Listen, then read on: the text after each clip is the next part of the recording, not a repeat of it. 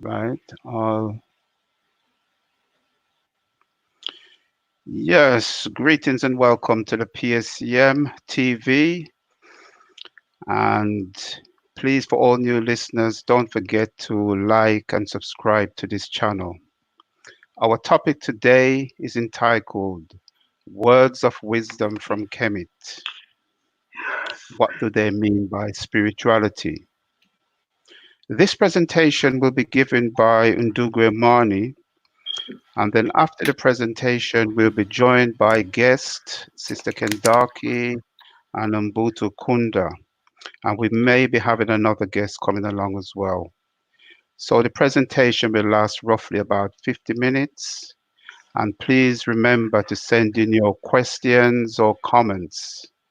And then we'll be opening it up for general discussion. So at this point now, I'd just like to hand over to Brother Imani, who will be starting the presentation. Greetings, everyone, and greetings, brother Ndugu Tahaka. And Ndugu, if I use that term, it means brother in Swahili. And if I say dada, it means sister in Swahili. So yes, greetings, hamjambo to everybody. This is greetings to you all. And yeah, this is the talk on wisdom from words of wisdom from Kemet. What do they mean spiritually? So as Ndugu said, I'll be just going through a presentation, or a PowerPoint presentation. I'll be able to, you'll be hearing me, and I'll just talk it through that, and then we'll, as he said, have answers and questions from myself and from everybody else who, from the other guests who are here, who we are very grateful for them sharing their time with us. I said I'm Imani Nassor. I'm an African spiritualist and advisor, and I do consultations on African spirituality, readings, meditation, and just basically advising and just a practitioner, and then just finding my way myself through my journey and my spiritual path. And it's my calling to just share what I learn and to learn as much as I can. And if that can help any others on their spiritual path, then that's what I'm here to do. Okay.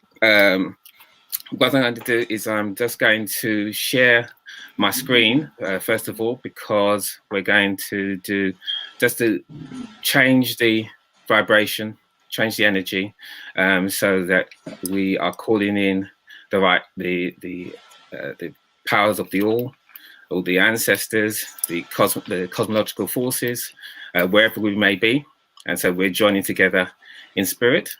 So if I go here to sharing my screen, and hopefully this will work. So Ndugu Tahaka, if you can, oops, if that, and that's not the one. Yeah, so yeah, you see words of wisdom, but that's not the one that we want. So let's go to stop sharing, and I will share again, and application window. That is the one we want, and share. That's still not doing it. Okay, and we try again.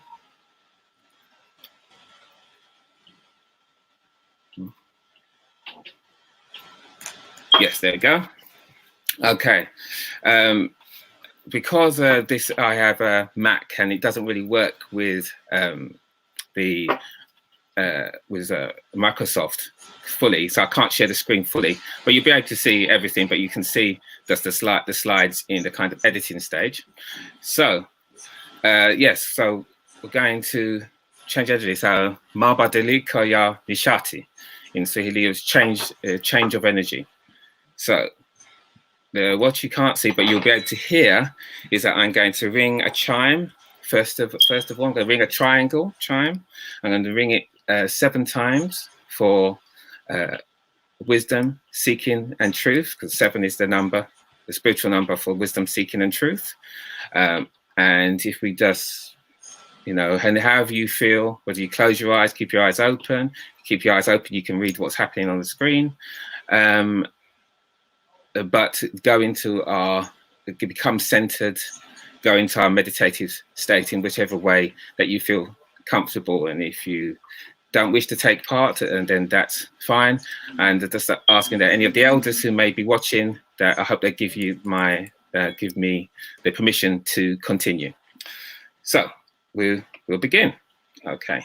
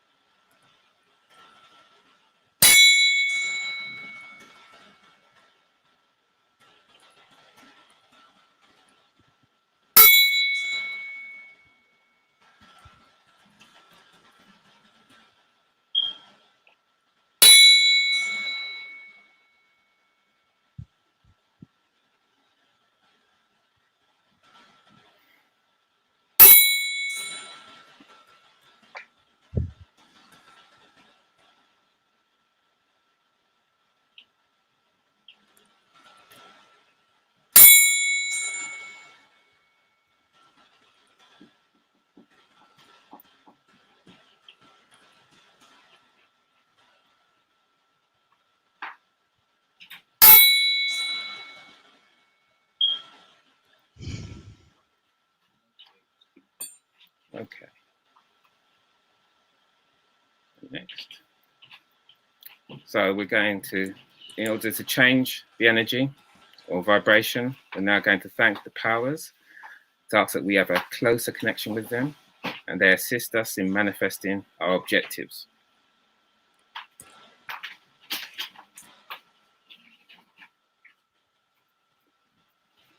So I'm now going to say in Swahili, and you can see the words there in English, the translation. So, Ninaomba ya muomba awote. Ninaomba ya nebacha.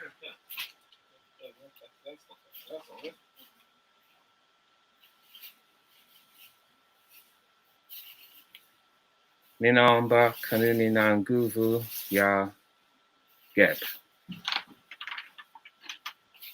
Ninaomba kanuni na nguvu ya Aset. Ninaomba kanuni na nguvu ya Sebek. Ninaomba kanuni na nguvu ya Heteru. Ninaomba kanuni na nguvu ya Haru.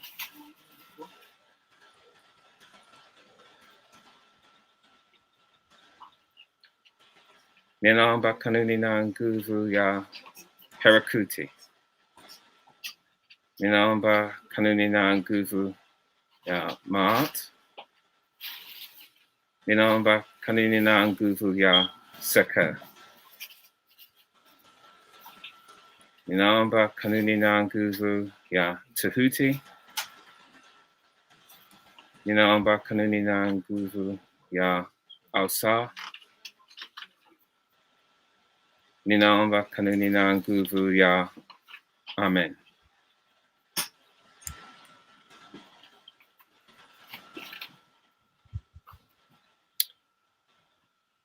So now I call upon the ancestors.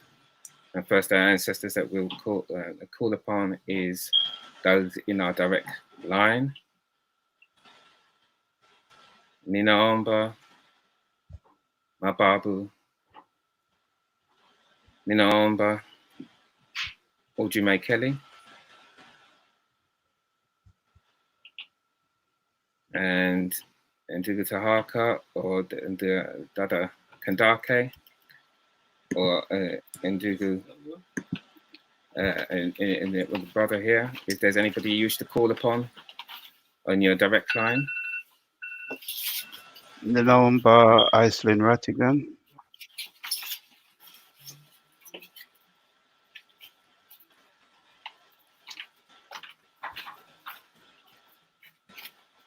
Okay. And now I can call upon those who are in the, not on our direct line, but are our ancestors, those who we're inspired by, and if it's our divine purpose, that will be able to emulate their works and even go beyond them. So, Ninomba Marcus Mozart Garvey, Ninomba Winnie Mandela, Ninomba Nana Bonsu, Ninomba Amy Jacques Garvey, Ninomba Harriet Tubman.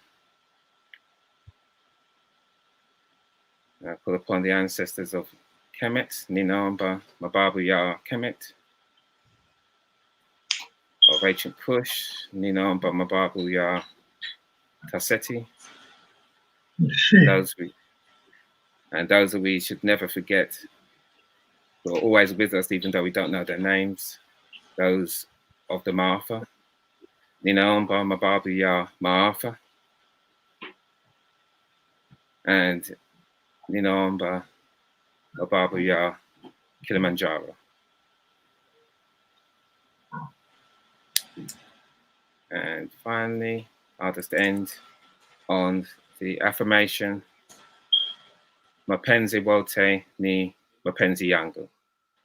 The will of the all is my will.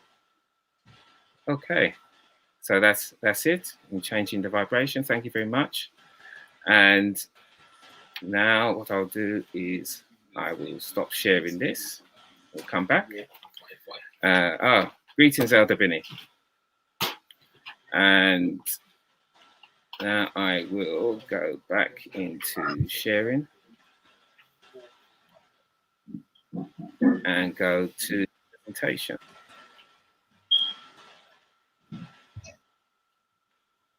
Oops. There.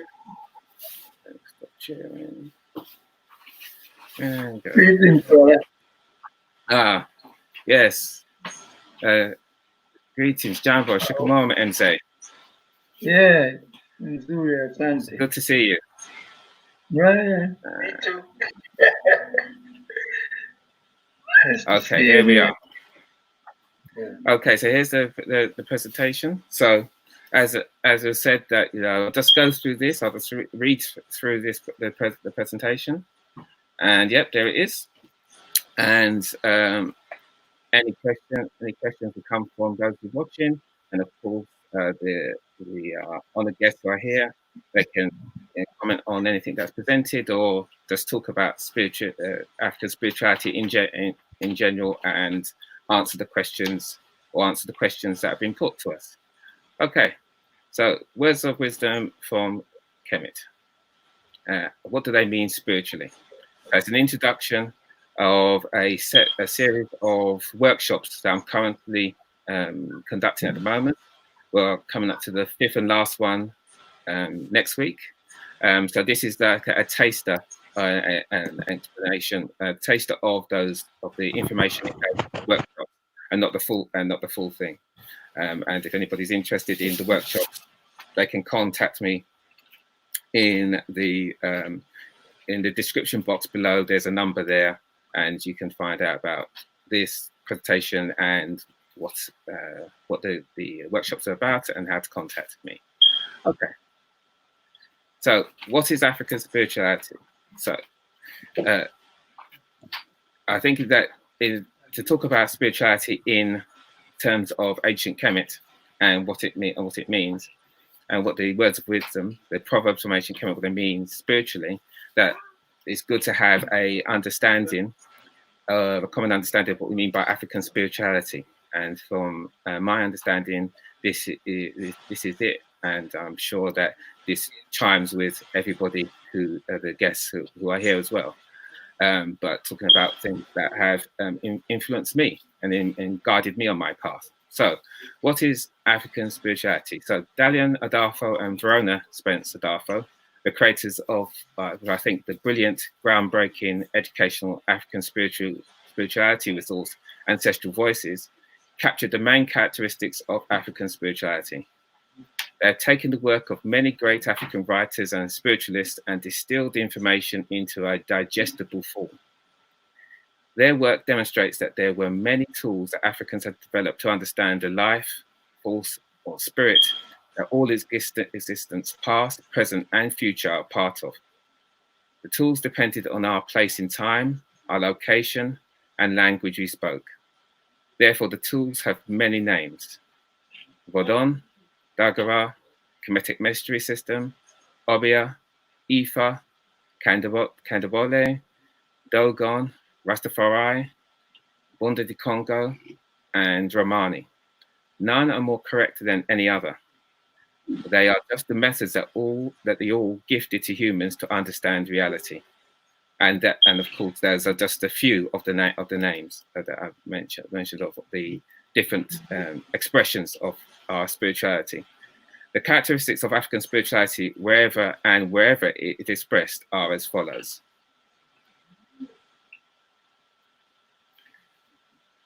Conceptions of the Creator. And this symbol here is one of the earliest symbols of the Creator.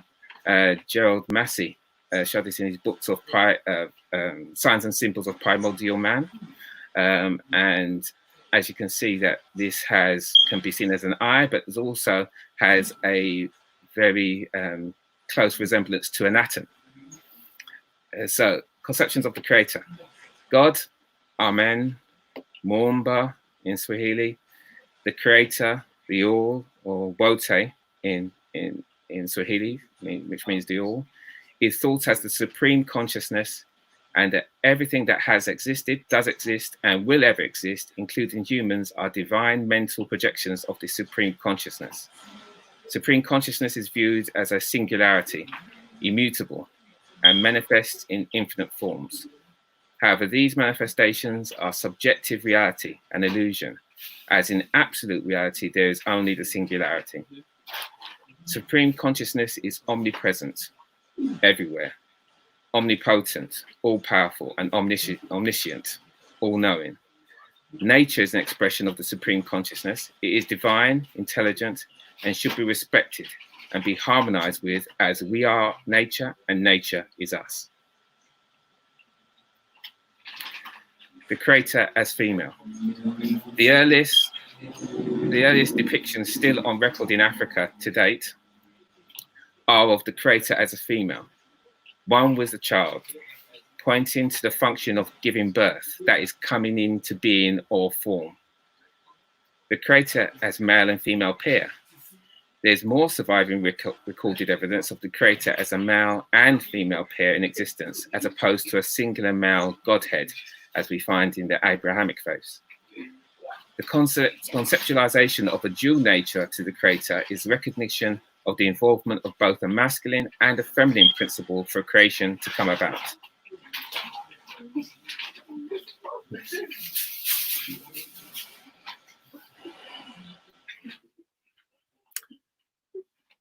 Nature of existence.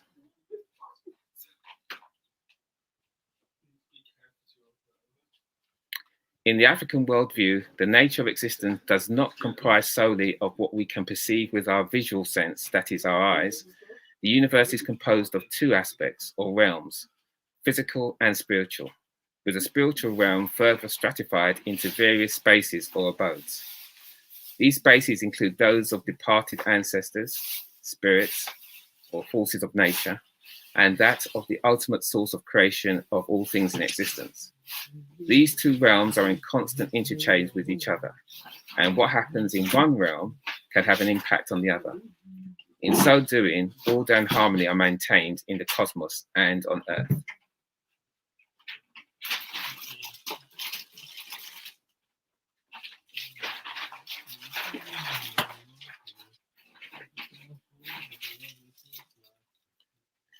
Order and balance. Opposing but complementary forces maintain order and balance as a necessity for harmony between realms of existence. There can be no good without bad, and the bad is not to be dispelled entirely per se, but rather managed and utilized as a source of learning to inform future actions and attitudes. The interconnectedness of things. All things in existence have an impact on each other, and this interconnectedness and interplay is a constant dynamic. There are cause and effect relationships to be found in all experiences, acts, and thoughts, and as such, what we will in the mind is manifested in the flesh.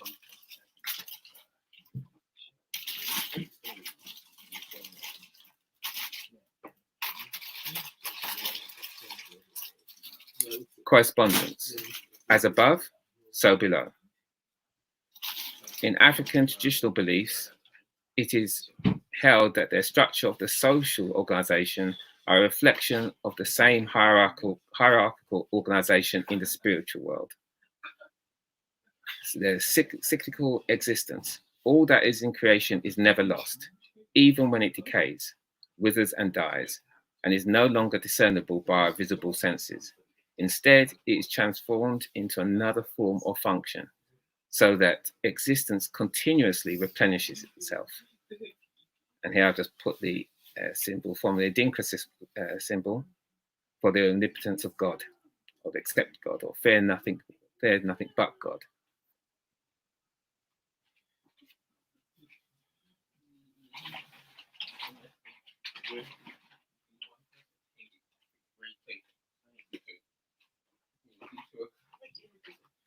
The spirit of being. In the African worldview, all things in creation have the quintessential essence of the creator contained within it, whether animate or inanimate, an extension of the aforementioned notion of the interconnectedness of things. In summary, African spirituality is whole brain synthesis, congregative thinking, the understanding of the one thing, the oneness of all things, the complementary nature of all things. So now that we have a understanding of African spirituality, one concept of African spirituality as most of this comes from ancestral voices, but also some things that I've added in there myself and my own understanding. Now we've got a common understanding. We can go into the main body of the presentation. So, tempt us. The following words of wisdom that I'm going to talk about and present are taken from Kemet, and have been selected from the book Egyptian Proverbs, Tempt Us by Muata Apaya Ashby, as you can see here.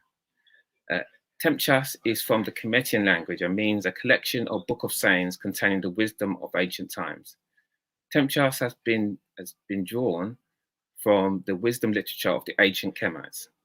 These texts date back as far as the first golden age of Kemet, as the golden age is as devised by luminaries like the late transitioned John Henry Clark. From the first golden age of Kemet, the old period, 4240 BCE to 2180 BCE, meaning before the Common Era.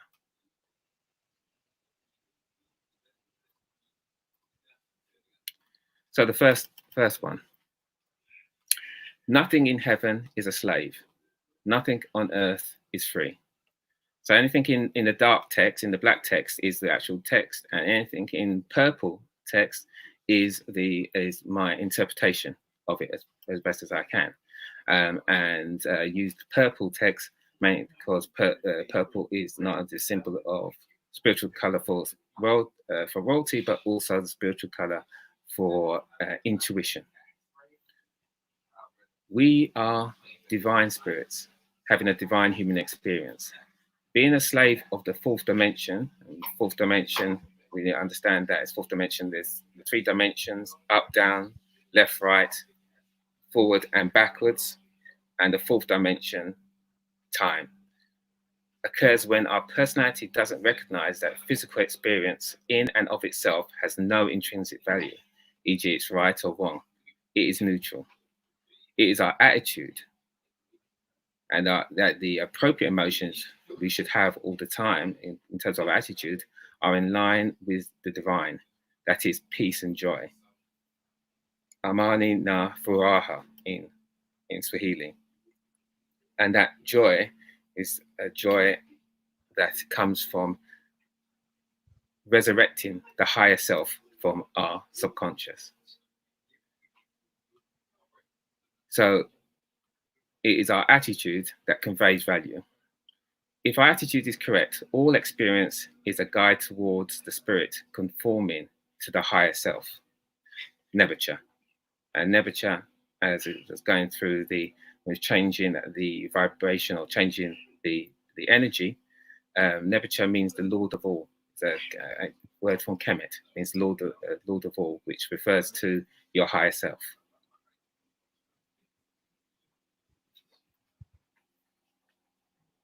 Oh yes, and just to go back, as you can see, if I just go back one. So here's the symbol of Ma'at. Here's a symbol of Ma'at there. And going forward to the next slide.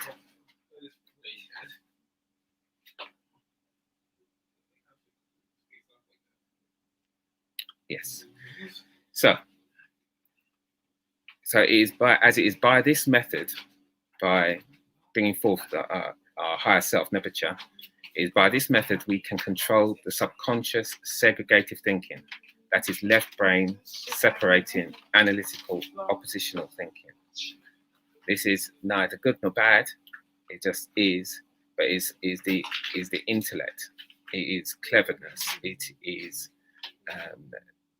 being able to define things, categorize things, being able to communicate things. And the symbol of Sebek is the symbol that pertains towards the left side of the brain, but it's not knowledge. It's not understanding, not that higher intuitive understanding, that knowing, but it is the being able to communicate, and that communication can, if it's not in service of the higher self, can deceive. So is this method that we can control subconscious segregated thinking, that we don't even know that is our core beliefs, we don't even know that are managing our behavior. So we can control control those beliefs, that separating thinking. This belief is exemplified that we can say that the only thing that exists is the external world, and that the natural state of humans is to be emotional, reactive, and animalistic, and can only be changed by a divinity that is external to oneself. The next words of wisdom is, there is not one who is fatherless, motherless in the universe. If you understand and have experienced being one with Wote, or the all, you know that your Nebuchadnezzar, the Lord of all, your higher self, is limitless, boundless, without beginning or end, and indivisible. Therefore, your Nebuchadnezzar has no father or mother, and has no need for either. As you are your own father and mother, as you are the self-creating Wote. Here is Amen, the highest state of the highest vibration within the Paut Netaru, the Kemetic tree of life, and symbolizes unshakable peace.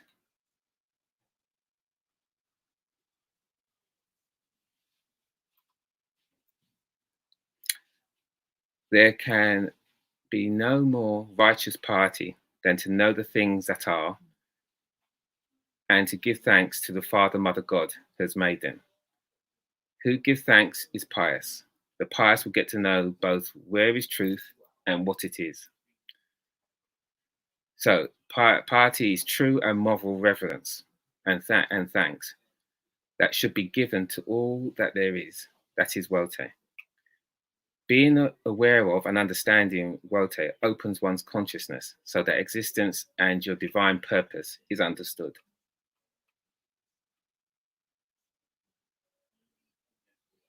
And again, this ancient symbol of Muumba, or the creator, or the all, is here to represent that. It's that concept. Speak Mart, do Mart. Again, here's a symbol of Mart. A Mart equates as truth, harmony, balance, reciprocity, conforming to the natural order of existence and love of the all. Mart is not an intellectual exercise. You have to live it to express it and understand it. It is a way of life. In other words, a culture. And culture is the social behavior, ideas, customs, attitudes of a people or a social group.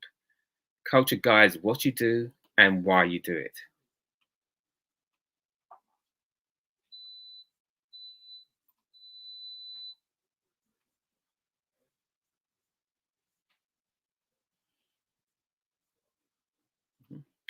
So being devoted to resurrecting your subconscious, your divine self, subsequently your actions and speech conforming to the will of your divine self, being pious in relation to the all, and discovering and following your divine purpose in this incarnation is Ma'at. This is one of the spiritual lessons from the story of Al-Sa, Al-Set, and Haru, which is the foundation of all religious thought. I think it's worth just repeating that. So Ma'at is being devoted to resurrecting from your subconscious, your divine self, subsequently your actions and speech conforming to the will of your divine self, being pious in relation to the all, and discovering and following your divine purpose in this incarnation.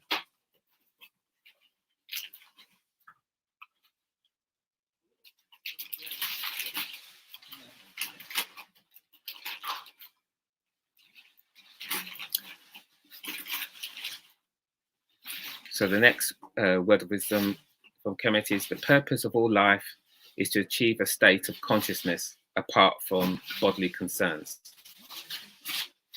The purpose of life is to be devoted to resurrecting from your subconscious your divine self, and subsequently your actions and speech conforming to the will of your divine self, as I just said.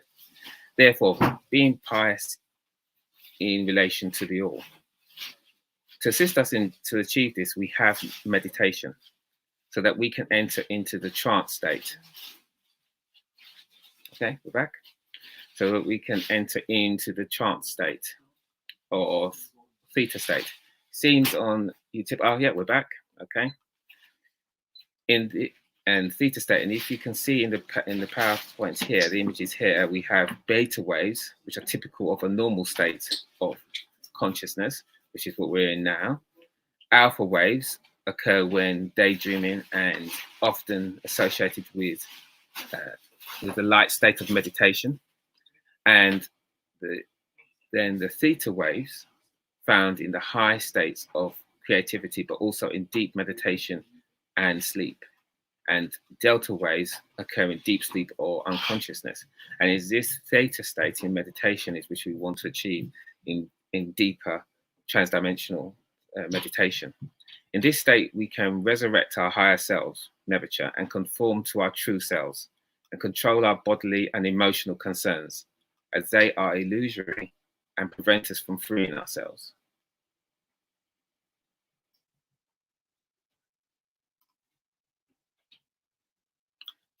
Next word of wisdom I selected was: to free the spirit, control the senses. The way to gain a good reputation is to endeavor to be what you desire to appear.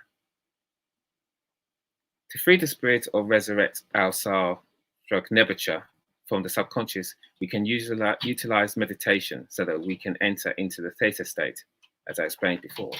In this state, we can resurrect our higher selves, Nebuchadnezzar, and conform to that true self by controlling our bodily and emotional concerns.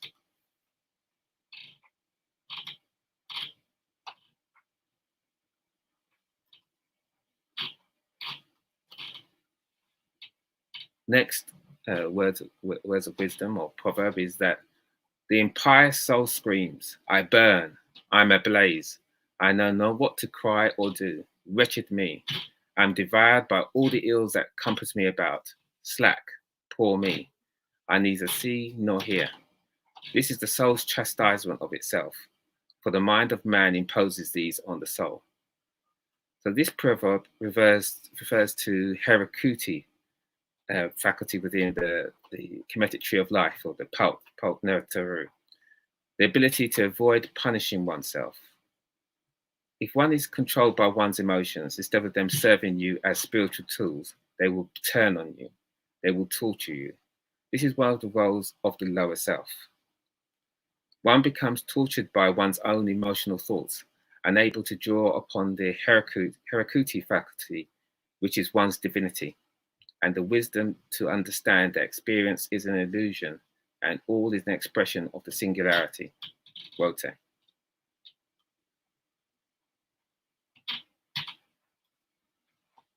Therefore, you are a divine being observing a destiny play that you agree to experience as the incarnated divine spark, all so that the all can experience itself. Once you accept the illusion and adopt its false limitations regarding your true essence, you will feel impotent, out of control, and your destiny unfolding at the whim of fate, or that a divinity outside of yourself arbitrarily judges and punishes you.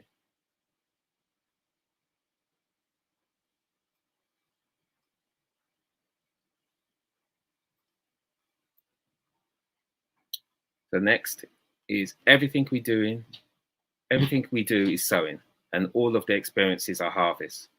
This is Meskenet. This is the principle from ancient Kemet called Meskenet, or as a Hindu Kush called karma.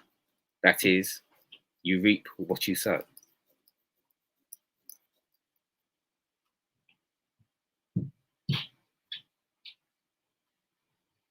Next words of wisdom are: emotions are good servants, but poor masters. As said before, if one is controlled by one's emotions, instead of them serving you as spiritual tools, allowing you to flex your spiritual muscles, they will turn on you. They will torture you, and this is one of the roles of the lower self. This is not seen as negative or bad, but it is part of the lower self's job. That if we allow ourselves to be controlled by our emotions, then the reaction of us being overwhelmed by them is in order to spring us to use our higher self faculty to bring it back into balance, so that they become the tool, they become the servant of the higher self rather than the master.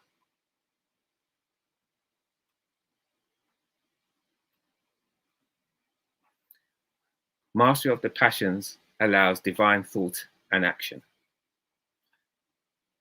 So here I have Saker, who is the principle regarding, is seen as the great high priestess, and is also is symbolized as a mummy, because as an ancient Kemet used this symbol to symbolize those who are devoid or not controlled by their emotions, not emotionless, but not controlled by their emotions. So have passed from that physical realm into the spiritual realm. And she's holding the waset for power, she's holding the crook for leadership, and she's holding the flail for which separates the wheat from the chaff. It's not can be for punishment, but it's also about spiritually about separating the physical from the spiritual. So by using deep trans-dimensional meditation and entering a trance state, the theta brainwave, one can quieten the thoughts, emotions, and physical stimulation.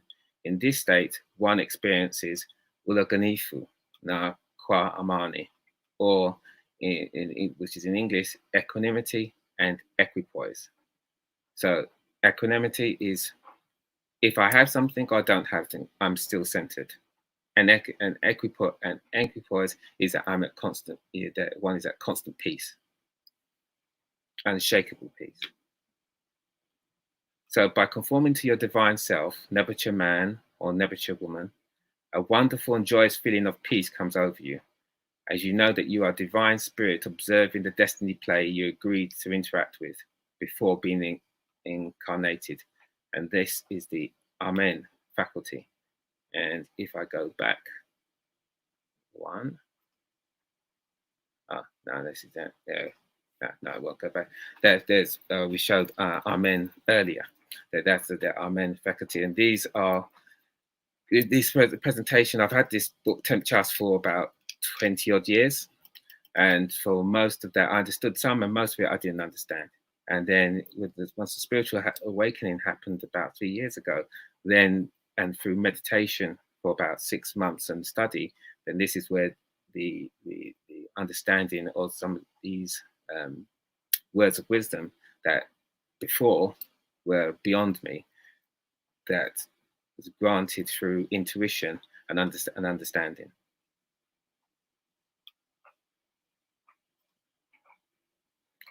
So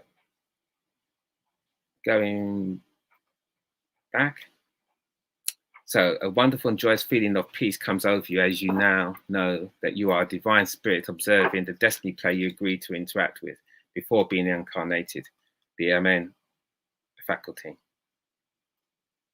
And it's in this state, this Amen faculty, that one has resurrected your nebulous from your subconscious. And now this state of mind is in control, and your physical thoughts, wants and needs or passions conform to nebulous. It is here that answers from the realm of spirit come, or as I understand it, from the Palt Netaru, which is over here, and which we went through. It's good for this when we went through the change of energy at the beginning of the session. That this tree of life, this guides your thoughts and actions to be divine, and this is a spiritual, scientific way that talks about these cosmic forces that are not only in everything that are aspects of the Creator, but also part of us and part of our psyche, and through working through these and through the rituals linked to these, one can elevate oneself to the divine state from Amen, from the lowest vibration, which is Geb, the fourth dimension, but all is part of the Creator.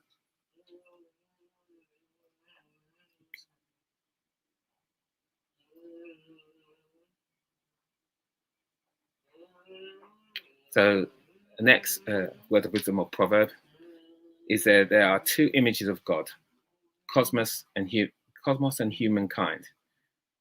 We are of the same quality, but not the same quantity as Wote. Our physical bodies are made of the same elements that are found in the animate and inanimate cosmos. We are stardust.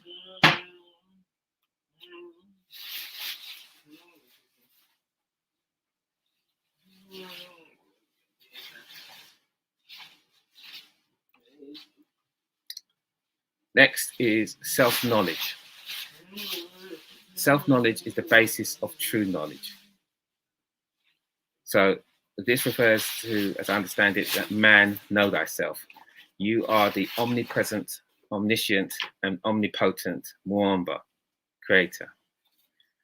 And around 4 or 5 months ago, you know, this idea of being that omnipresent, omniscient, omnipotent Creator, and that we are one with all things, and the Creator wished to experience itself through all the varying dimensions, and we are multi-dimensional divine beings. It was very hard to understand for myself, and so just out of intuition, in fact, I was sitting on the edge of my bath, that this example, this analogy came to me and helped me understand that time and multi dimensions in terms of African spirituality. It's not that this is not how it actually is, but it's just an analogy to help me understand it and hopefully help others to understand it in this fourth dimension, using our Sebek faculty, our intellect, and so that can move, open up the channels to our right brain, our divine, the side of our brain that make things connect, that sees the complementary things, and talks and sees things in images rather than in words and concrete things, and is helps us to have a holistic view of all existence in conjunction with our left brain. So to understand this omniscience, and omnipotence, if you would just join me in just this exercise as I explain this. So imagine that every living organism that has ever existed, and all those that are yet to exist, has a lifespan that could be portrayed as a linear piece of string. Also, each string lifespan has an infinite number of variations, representing each action or option taken and the opposite of that action or option taken. And each variant lifespan string is a dimension. So now imagine that all the lengths of string lifespan are lined up next to each other in parallel lines, equidistant from each other. Then imagine all the lifespan strings are pinched together at a single point. The point at which all the lifespan strings meet is my and your individual being, or Nebuchadnezzar, the Lord of all, illustrating that my and your being is the sum of all things that have ever been, are yet to come, and every possible variation. In other words, the all.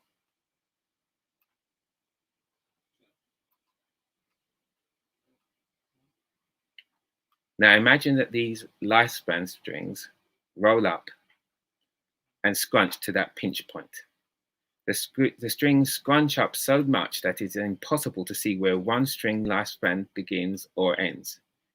It is because the lifespan strings touch, twist, and overlap with each other at many points that transference of energy between them is possible.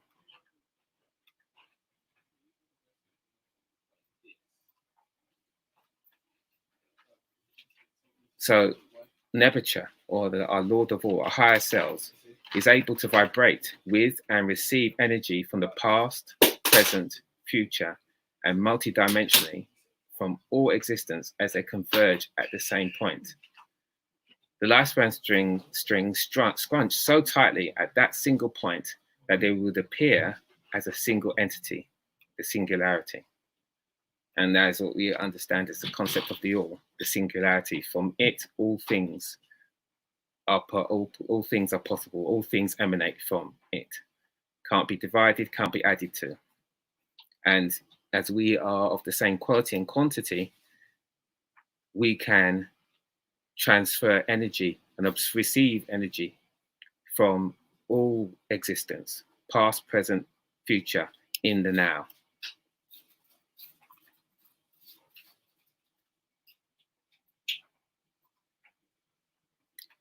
So the next is those who have learned to know themselves have reached that stage which does transcend any abundance of physical existence.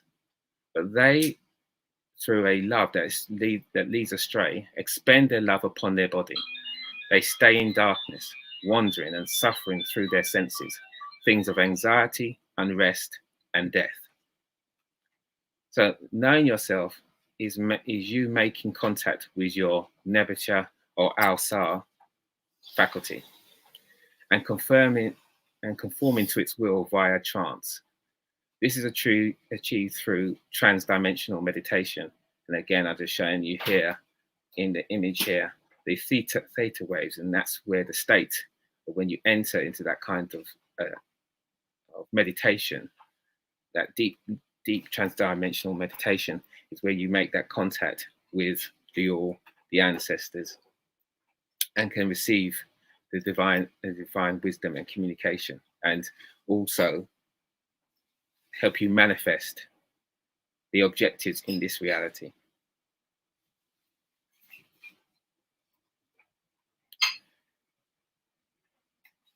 But once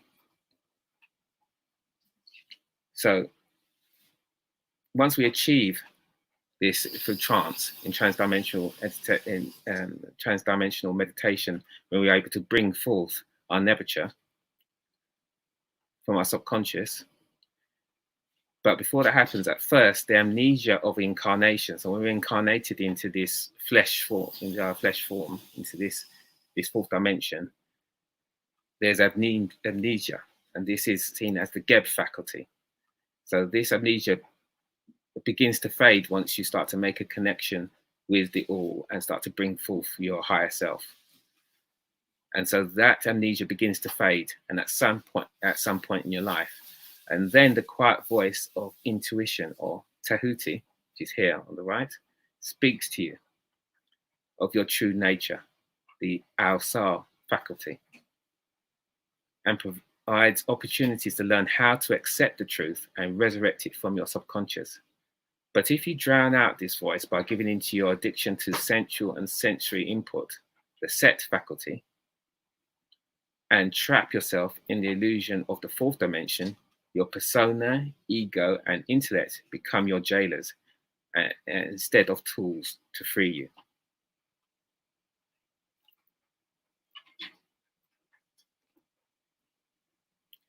Next is a devotee of El Set is one who ponders over sacred matters and seeks therein for hidden truth.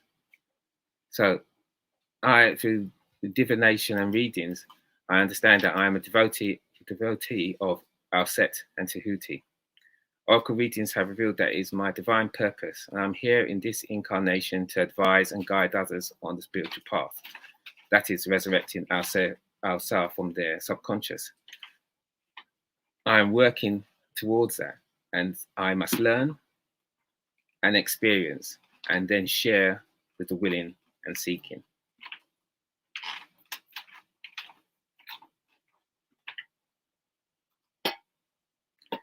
And it is by this method of the Al-Sar being resurrected from our subconscious that we can control our subconscious segregative thinking. That is, as I explained before, left brain separating analytical oppositional thinking. The belief that only the external world exists, that the natural state of humans is to be emotional, reactive, and animalistic, and can only be changed by a divinity that is external to oneself. Next proverb, words of wisdom from Kemet, is salvation is the freeing of the soul from its bodily fetters, becoming a god through knowledge and wisdom, controlling the forces of the cosmos instead of being a slave to them, subduing the lower nature through awakening the higher self, ending the cycle of rebirth and dwelling with the netters who direct and control the great plan. So freeing oneself from the concerns of the body and the persona is achieved by attaining and maintaining Ulaganifu, which is equanimity, and Kwa Amani, which is equipoise, in all situations, by living a life guided by your higher self, living that spiritual life, that culture, Ma'at.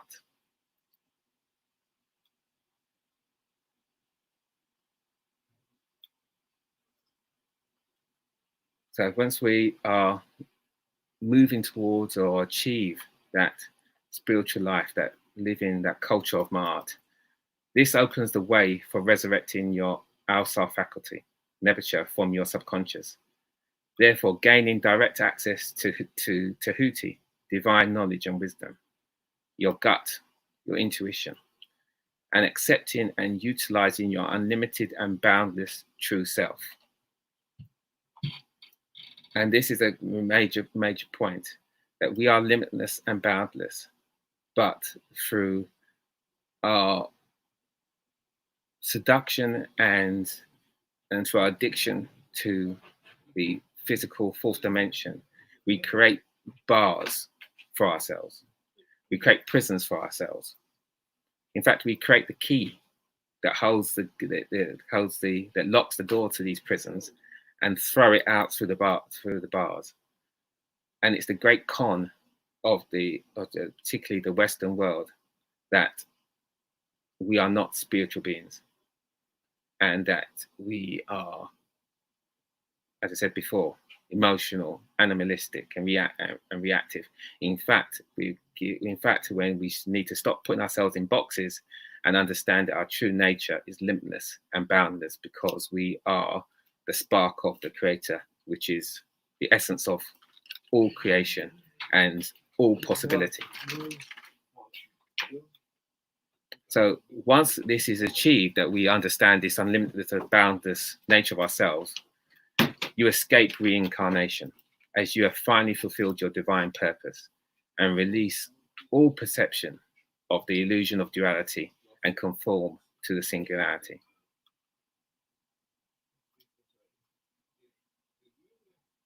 So coming there to the end.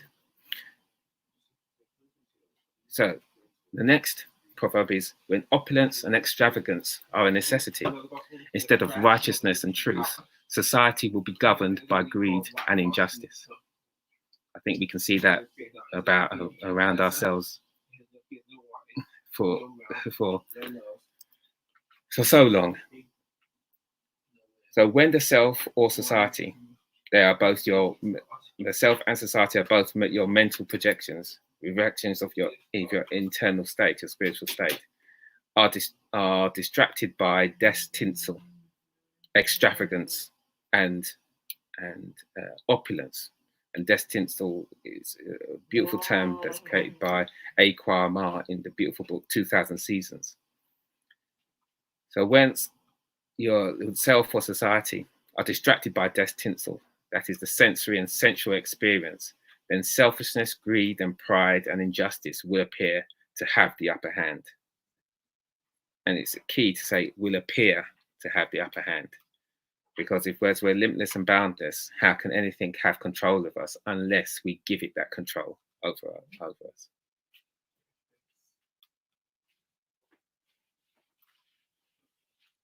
So that is the end of the presentation.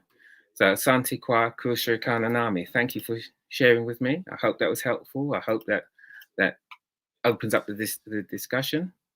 And if we can just go back to the presentation, Digitaka.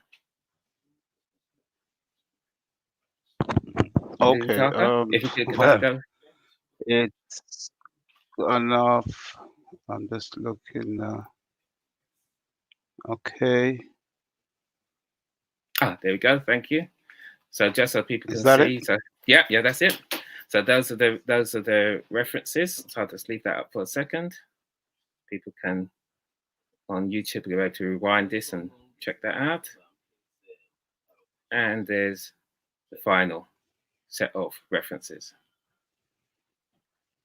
And that is finally the end of the presentation.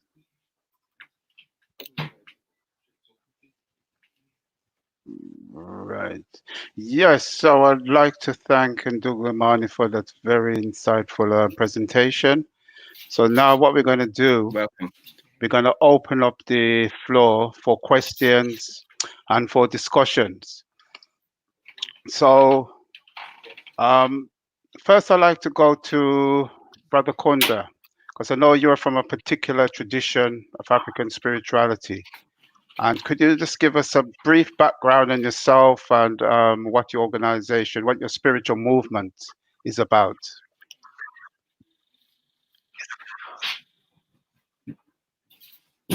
Looks like he's my microphone was muted. Is your mic? Oh, it was muted. Sorry. Okay.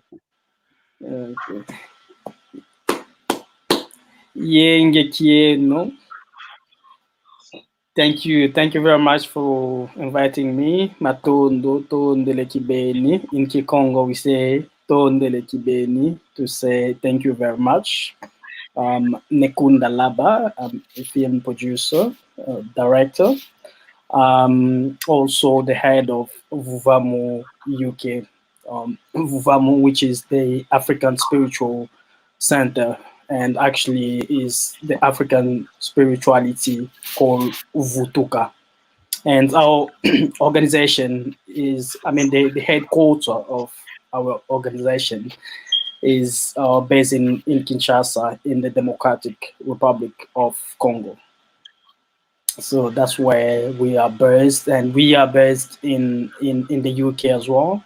in London, in Birmingham, and in France, in Belgium, in Germany, and in many countries, even in many countries in Africa, in Angola, Gabon, the Republic of Congo, etc. So that's a little bit about our spiritual movement,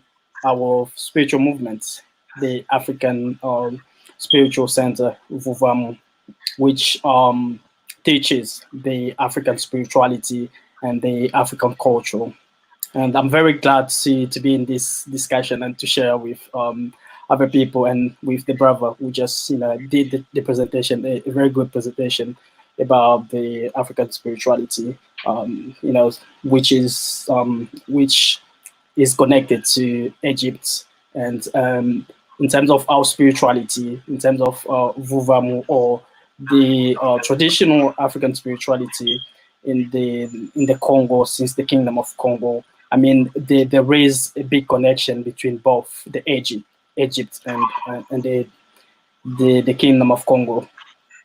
I produced a documentary about Kimpavita, called Kimpavita, the Mother of the African Revolution. And the documentary deals with some aspects of the African spirituality as well.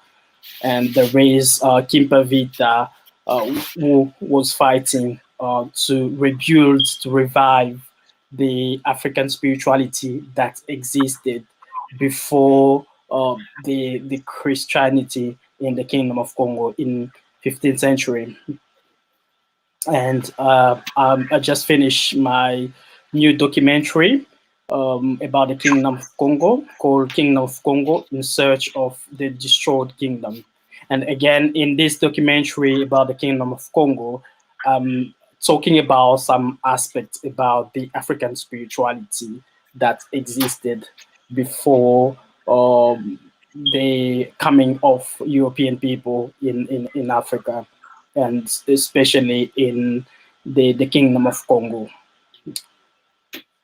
Because as many people know, we in the Kingdom of Congo, we had the spirituality that existed. Our ancestors knew the concept of the spirituality before meeting with European people in the 15th century, before they imposed the Christian beliefs in the Kingdom of Congo.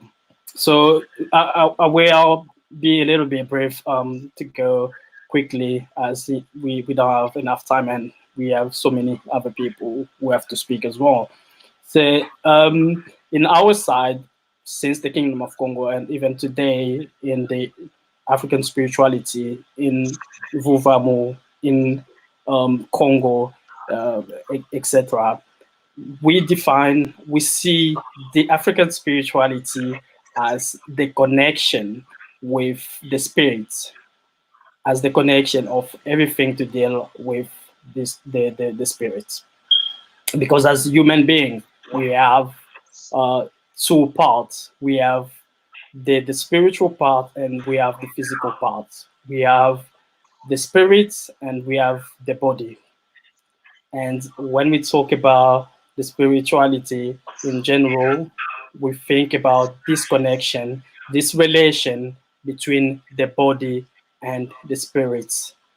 And apart from the human who has the spiritual part and the physical part, there is this connection between the spiritual world and us in the physical world as human beings. So we have this connection with the spiritual world as well. So when we talk about the spiritual world, we call it Mpemba Kalunga in Kikongo, Simu Congo in Kikongo, which means the spiritual world. And we here in the physical world, we call it Nseki Congo. And there are spirits who exist in the spiritual world. So among those spirits, we have first the creator that we call Tatamvangi, the creator, who is the high spirit And our ancestors used to connect with Tatamvangi, with the creator, because they knew the existence of the creator, of the highest spirits, which created the world. And agree with the brother, because in the concept of the spirituality, even in Congo, we see the creator as a male and female at the same times. That's why in the law of the creation, we teach that even the first human being who was created was both male and female, that we called Maungu. So that's the dimension of the creator who is omni, let's say, who is omnipotent, that we said in Kikongo, Nempungu. That's the same thing I can say the brother raised as well. So it spoke about omnipotent. So we see the creator as omnipotent as well. So we call it Nempungu Tulendo. We see the creator as omnipresent as well. And in that context, we call him Nekalunga. So we see the creator as omniscient as well. And in that way, we call the creator Nimbumba. And I believe there is a link with what the brother just said. Probably the name, I didn't catch the name properly. Maybe he spoke about Mumba, but we said in Kikongo, we say Nembumba Loa, to define the creator as omniscient. And so the human being have this connection with the creator. So apart from the creator, we also have what they call angels, who are just the spirits, are the spirits around the creator himself. And we have so many spirits to connect with. So we have, apart from them, we have what we call our saints as well, what we call Balongo.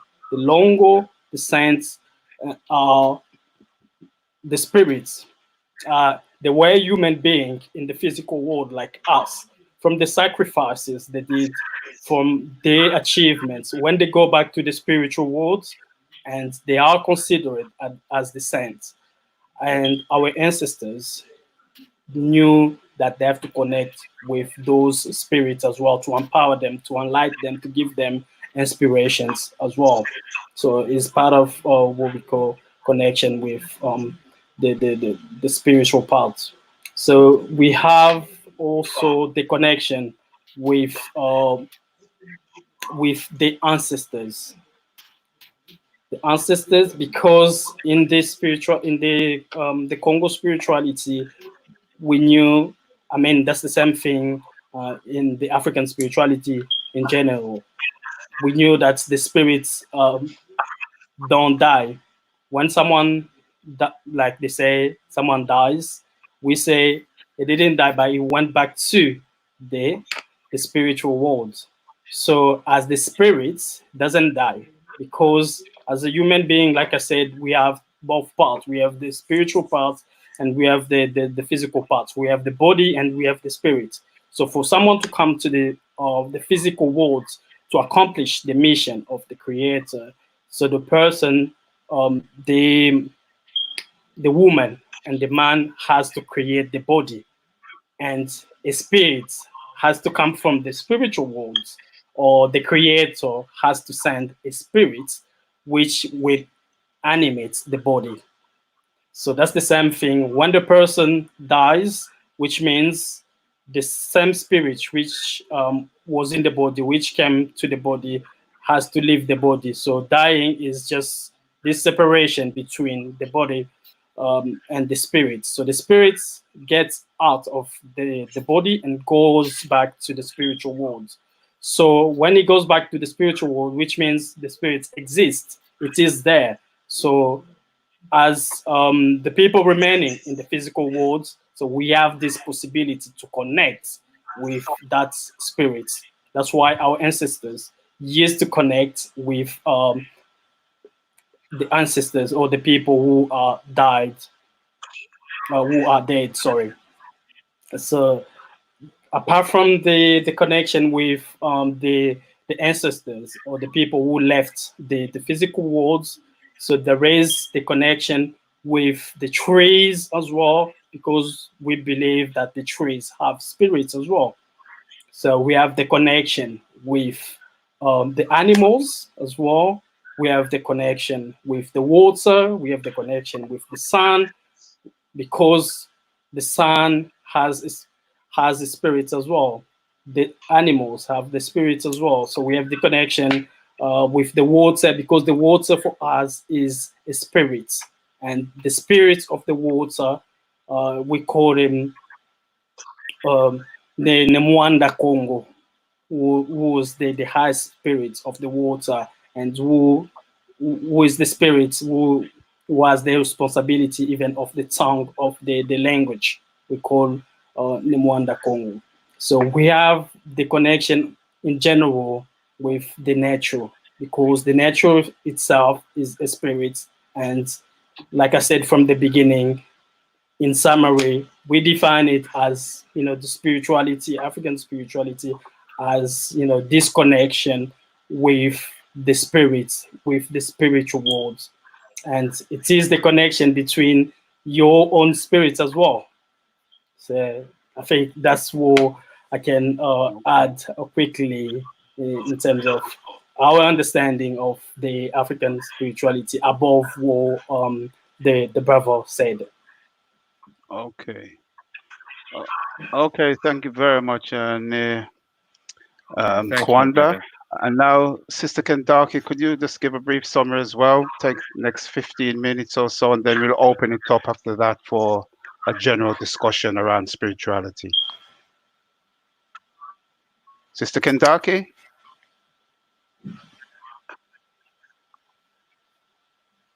I'm not sure. Kendaki? Yes, so greetings.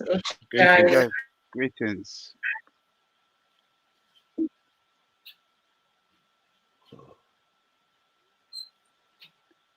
No. Can you hear me? No, you're freezing. You're just it's not that clear. You're freezing quite a bit.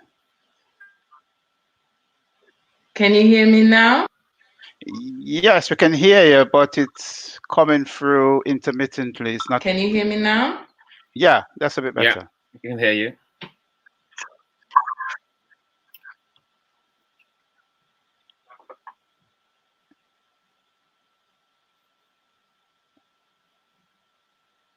Yep. Okay. All right. So first of all, I would like to acknowledge our ancestors, those whose shoulders we stand on. So I know you. Yes. So Kendaki, but so the Dogon School of Kemetic Philosophy and Spirituality here in the school, in the school. The school was founded by High Priest Neb Naba Lomusa Morondeni Beg from the Guru Manchi Peace Syrian temples. The Guru Manchi are a subset of the Dagomba, the Kemet. The Dagomba were the priests to the pharaohs in the time of ancient Kemet. And over 2,500 years ago, when the invaders came into Kemet, they took the journey across the Sudan, across that region, Chad, that region, across the Sahara, first settling around the Niger Valley, by the Niger River, and then moving into West Africa, into the as Mali, Ghana, Burkina Faso, Togo, into Benin.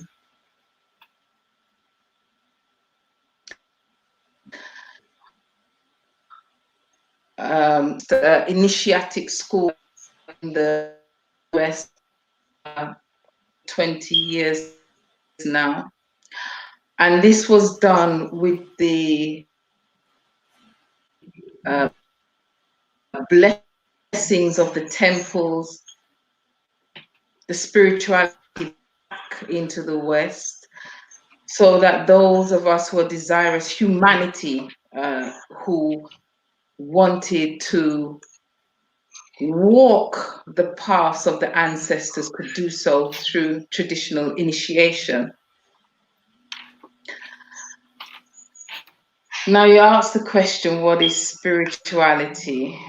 And I say that, first of all, the realm of spirituality is that, I can't say I know spirituality because of its vastness, but my understanding, I can share some of my understanding with you.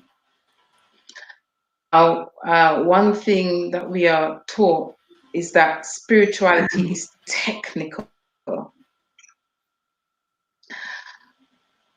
that spirituality also represents what we honor as the unseen. That essence which is responsible for the physical.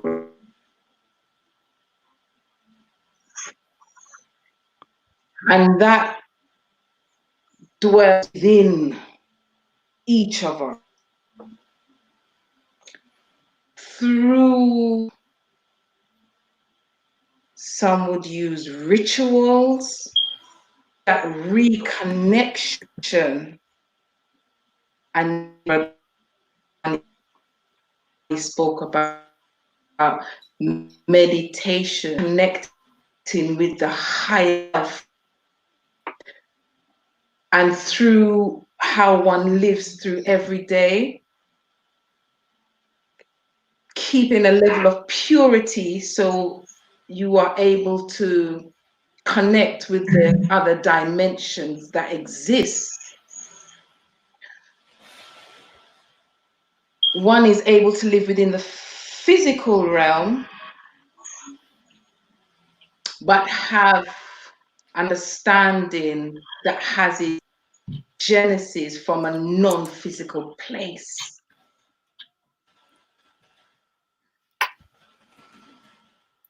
So when we speak of spirituality, we have, I know our brother from Congo spoke of the deities.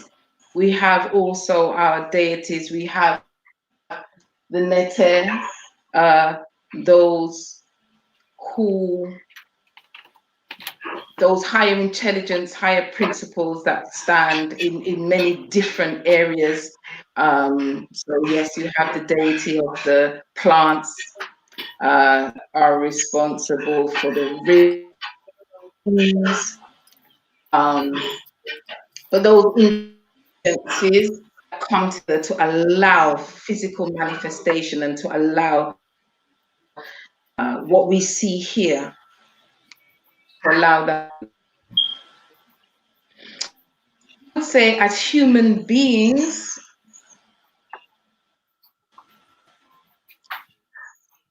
really coming to understanding spirituality, one has to almost separate or step away from the physical realm and the distractions are experienced in the physical dimension.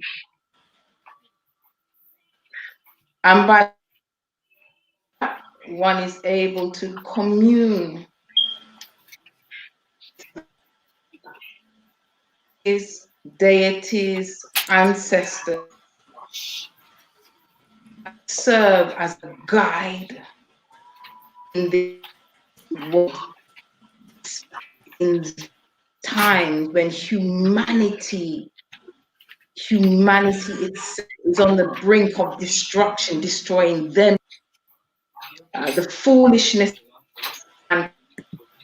stage where he destroys the very home he's in. So, Earth Center, they teach, and you go through so you can reconnect with the traditions, so that you can understand nature, and how you learn to fit in. We call it a zuet, with existence. In this, and in what we call the imentet, that part of existence that is no longer based in a physical reality. That would be what I would share at the moment. Okay. Okay, thank you very much for that, Sister Kandaki. Unfortunately, Nia Kunda said he had to leave quite urgently. There's something he had to do. So just before we open it up for general discussion, and remember to all the viewers, I would like you to send in, if possible, to send us in your comments, what you think of the program so far, and any questions. I'm sure you must have some questions. Just send them into the panel so they can be addressed. So just before we go into the open discussion, I'd just like Brother Beanie to give us his perspective of African spirituality, how he sees it. Brother Beanie? Greetings. Hold on. Yeah. Greetings, Yeah, Elder. greetings. Yeah. Hold on. Can you hear me, Jeff? You're not coming through very clear. No. Try and speak directly into the mic. Oh. Wait until this computer. Because Yes, that's better. Yeah, we can hear you. Yeah, okay. that's better now. Yeah, Well, but just speak directly into the mic. Just speak directly into it. okay. My understanding of African spirituality coming way back from my great grandmother, because some people in Jamaica, where I was born, thinking, well, if you go to the church, your spirit is all right, and you go to Christianity or you go to Islam. But my grandparents and my parents were very clear. When Kunda was saying about we connected to nature, and rather brother Imani connected to nature, we are connected to nature. And all my parents describe having the understanding of the spirit realm and the physical realm. Here we have some chicken in the yard. And if you're gonna go and talking about killing the chicken for Sunday dinner, all those chickens will pick up your vibration and run about the place and make sure they're not caught. So they usually have to caught them earlier in the week, put them in a pen, give them some herbs to take in, and then they will speak to the chicken and ask the chicken to forgive them. Then they need to have them for Sunday dinner. So the grandparents know that chicken had a spirit, and it came from a spirit realm. So they're asking for forgiveness from the chicken. They did it with the cow, they did it with the goat, they did it with the pig. They did all that, yeah. And I grew up seeing libation being poured to the ancestor. And I wonder all the time as a young person, what are they talking about this spirit world? It's when I'm old enough I understand more about the spirit world. But we Africans have lost our culture and our spirituality, and we need to get back to it at lightning speed, even as crazy Trump say, warp speed. Yeah, we need to get back, and that's the only way we're gonna survive. And all African spiritual practice on the continent, after my travels all over Africa, I realized is all the same. It's one. It's because of language. You might say, they would say Mungu for the creator. And everywhere you go, there's different, in Ghana, Jim Yami, and so on. So we have a chance as Africans to return to our spiritual system and understand where we are. Meditation for 20 minutes every day, maybe in the morning or in the night, to connect to the spiritual energy of our ancestors is very important. So we need to do that. We need to understand paying homage to our personal ancestral past to the ancestral is also important. So I never go to no church. Yet we had a Roman Catholic church next to us in the school. We went to the school, but we certainly didn't go to the church. And our parents wouldn't make us go to the church. All my uncles and aunties, they wouldn't make them go to the church because they say it's nothing to do with our culture and our connection to the Creator. So we weren't allowed to go there. I'm saying I've had lots of experience with different priests and stuff for quite some time. I've had brothers from Southern Africa, from Ghana, from Nigeria, and I find it's all the same. We do have a belief system that talks about the physical and the spiritual.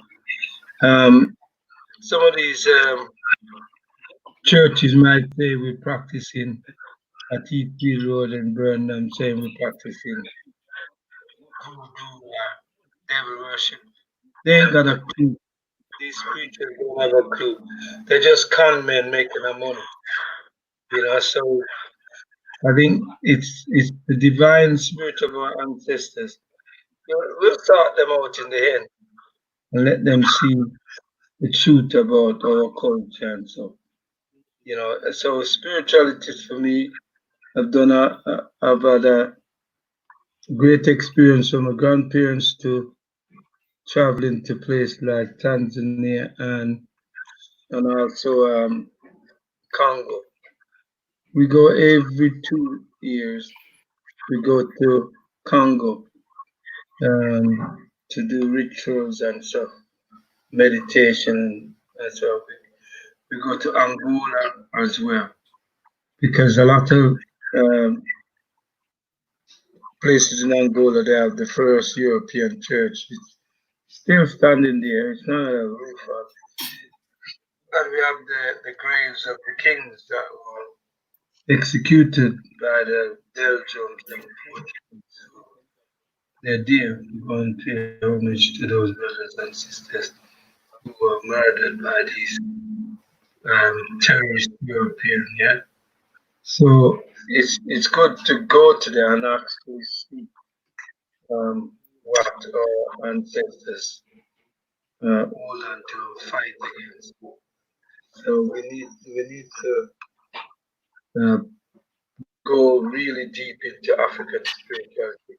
It's the key to our liberation as well. Make no doubt about it. For us to liberate ourselves, we have to be one with our ancestors in the spirit world. And meditation will help you. You must connect.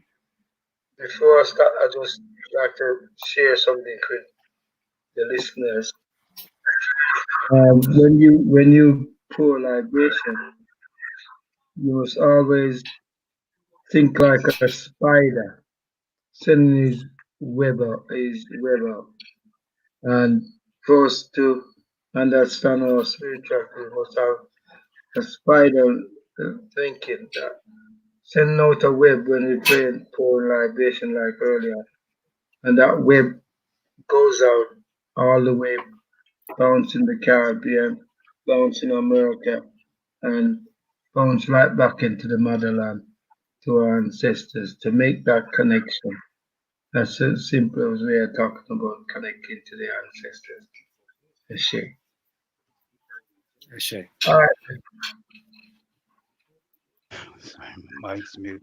Yeah, at this time we're going to open it up now. So if there's a question that came in, and it's addressed specifically to Sister Kendaki, and it's asking whether the Dogon meetings you speak about, are they taking, where do they take place? Are they taking place in London, for example?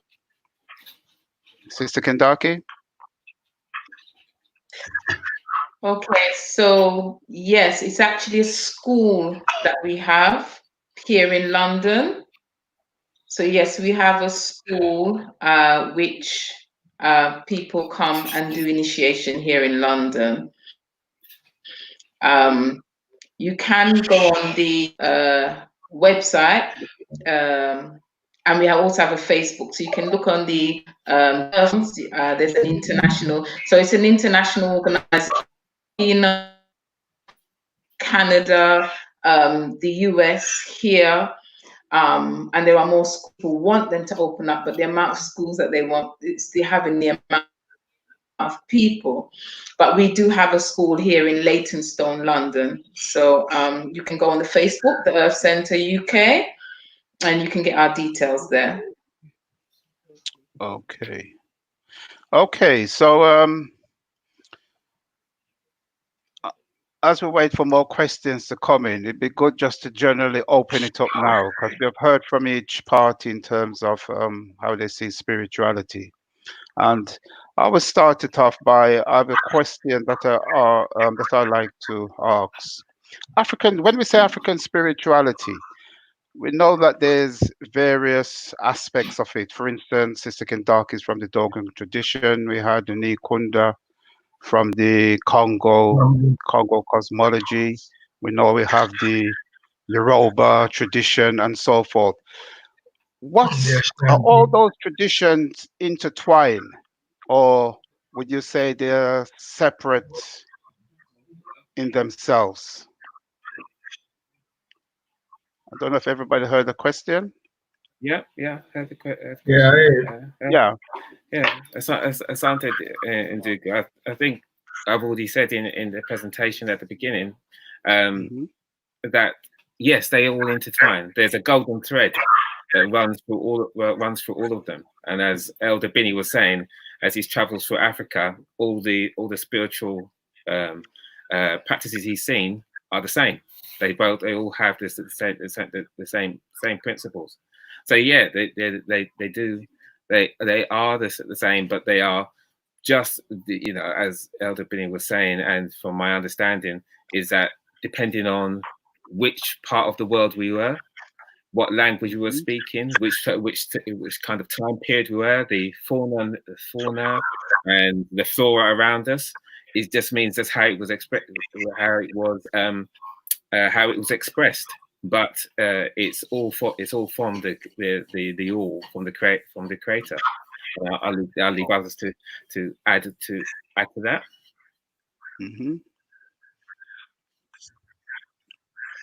Anybody would like to add to that, or? Yeah, Jeff. Yeah, the thing is,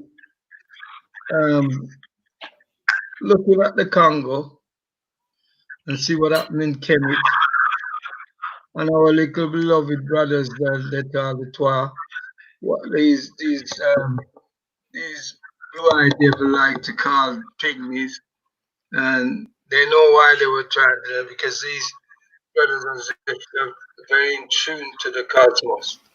That's when the people in Kemet wanted to understand and solve some spiritual, they had sent for these guys from the Congo. They're really deep spiritual people, and if you see how they relate in the forest and so, they're one with nature. So the Twa is represented in Kemet by a statue, so that shows the connection of our brothers and sisters on the continent connecting to the same spiritual system and understanding.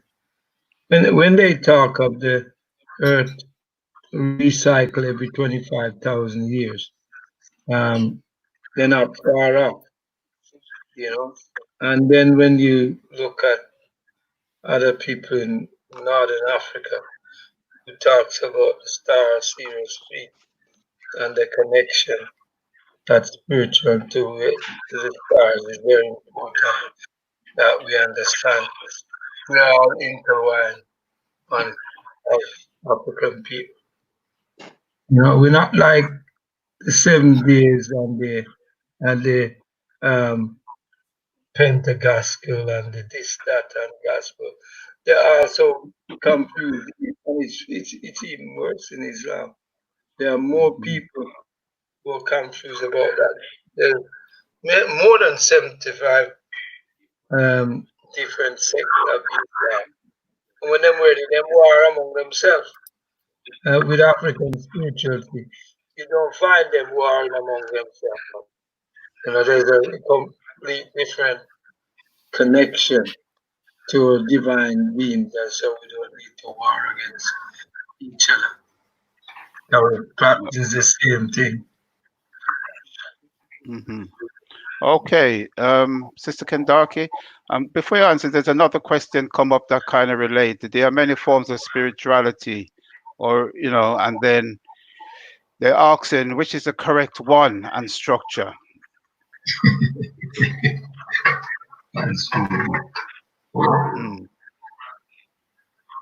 Sister Kendaki, is still there?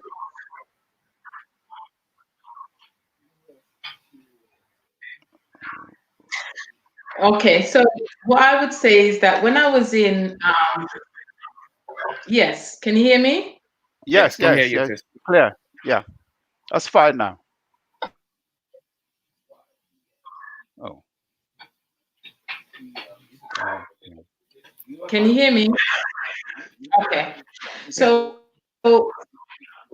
what I would say is when I was in from Togo into Benin, and we were spending time with the Voudon queen and the king, and we had gone into the queen's temple, and then they had a festival. And at the festival, I saw their deities and some spiritual markings on the floor. Now, from where we had come in the bush, some spiritual work had been done, and it was similar marking, but these were the Dogon priests, and we were going to see the Voudon, which is not exactly the same. And I said to the priest, well, look, the markings are similar to what we saw in the bush, what the priests were doing there, how comes, are they similar? And he said, yes. What happened is in Kemet, the pharaoh, which means the great house, that was the central part. And around that, you had all the temples. So that you hear talk about Memphis and all of these different places, temple sites, and each temple served a deity. Now, those deities work together to make the system work. It's a system. That's why they were called temple systems. So just like you have a whole body, your hand, your eyes, your ears, your toe, every part has a function. So the priests served the different temples. And when the migrations came, when the Greeks came in and the migrations came, each group went to different parts and set up their temples. And so they would serve that deity in a particular body. So if you look across Africa, you will see, just look at the kingship structures. The kingship structures across Africa is similar. Nobody had to tell them because they're coming from one source.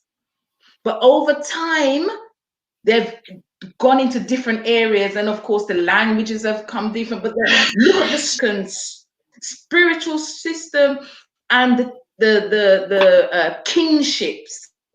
They're of a similar nature. So it's just that the Pharaoh was king of all kings, but they came from that structure. So there are of course there are similarities, but over time there's been separation. That would what I would say to that. Okay. And there's another question coming up. It's two related questions, really. The first one, I've noticed within Southern African culture the high importance of twins in African spirituality. And then same person followed up by saying, the other question, was I wanted to ask if anyone knew why, when a woman has twins within African spirituality, it's a high meaning. It's very important. It's basically asking about the significance of twins when twins come about in African there's spirituality. also the question from CC. I think I know who this is, but okay. Greetings. About the many forms of spirituality, which I think we've kind of answered similarly. But just to quickly just touch on that and that point regarding choosing which one is the correct. They're all from, as the elder and the sister said, they're all coming from the same. The question is which one do you resonate with? Which one does your spirit call you to? And you can do things like divinations that will lead you in a particular path and say this is the one that you should follow. But whichever one, for me personally, I'm not initiated in any particular in a system. I'm just a practitioner, and just finding my path. But I'm leaning towards I've been lent towards the Kemetic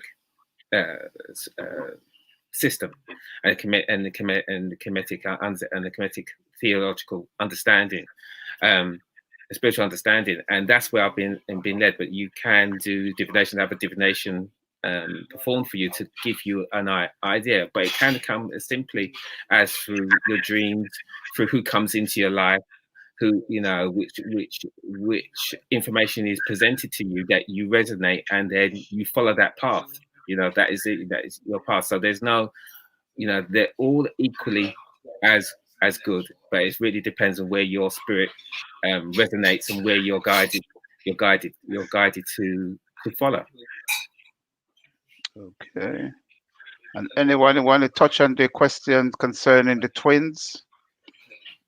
What's the significance of twins in African spirituality?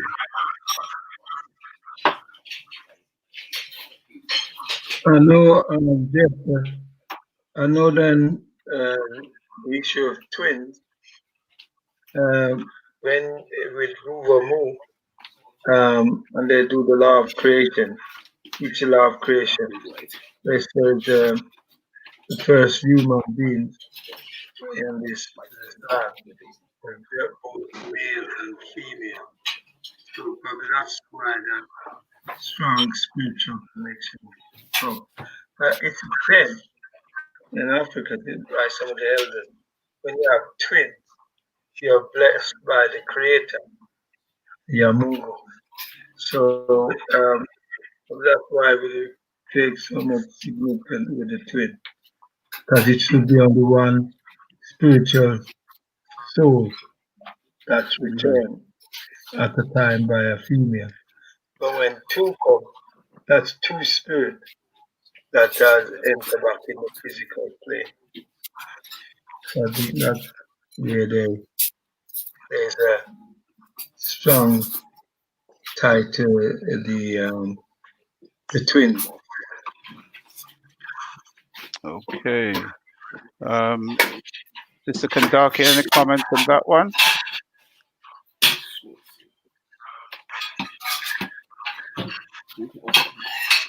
Honestly, I don't really know the significance. I've seen it, but that's significance. But yes, having two is a blessing. I mean, we know for African birth, thing is that it's a spiritual act. So actually having more than one but I would have to check that. Okay.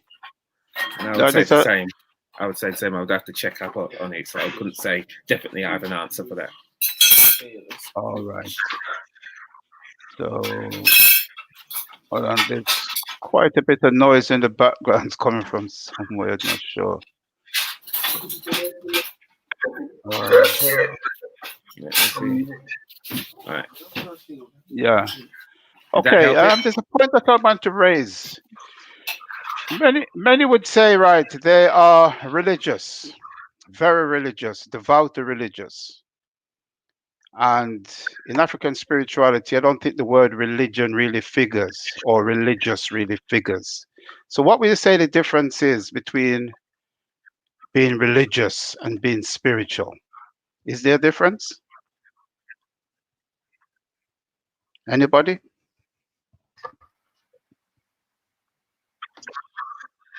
Yeah, Jeff. I think that question really come up quite a few times by our Christian community. They will go on and say that's why they got so much denomination, saying, well, I'm a Baptist, I'm a Seventh Days, I'm a Adventist, I'm a blah, blah, blah. So there's a big difference because African spirituality don't deal with having different denominations. You don't see something like that. It's only people with negative thinking could create that kind of situation. But as it stands today, it's not. South Africa, they have a massive spiritual council. There's one being developed also with Vuvamu. When I go to the temple in Congo, there are well over 100 different African spiritual practices, but they have no aggravation between them. So I think we have a heads up on that we keep our culture as it is and not let it divide us and saying, well, I'm a better spiritual practice than you. None of them is better than any of them. As I said, I'm not going to Africa, I see them practice the same form of libation everywhere I go. Some people might use palm wine, some might use, you know, gin and water, but the favorite one is water that we are because the water is a spirit. So they all use that. But I don't think we should start going on splitting hairs and say, well, this is religion and that's spirituality. People get confused. You mentioned the word voodoo to a lot of African people in diaspora. They want to run because they think it's evil practice. But it's not evil practice. It's our culture practicing. But we're like, if you pay respect to water, because we don't use drinking water to quench your thirst and to lubricate yourself. If you continue and don't drink water, you're dead. And I always say to people when sometime at funeral, I say, look, when you die, your body is 75 or 85% water. So it's soaked back in the ground. It nourishes the plants, the grass, everything. So we interconnected in this spiritual realm. Everything that we talk about spiritual is all related back to us. So people have to wake up and smell the real African coffee. Mm-hmm. Yeah. Any other comments related to religion versus spirituality?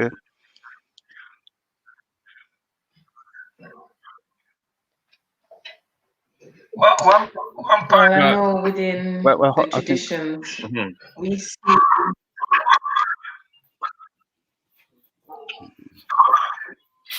Go ahead. Yeah, I think. Okay. Can you hear me? Yeah, yeah.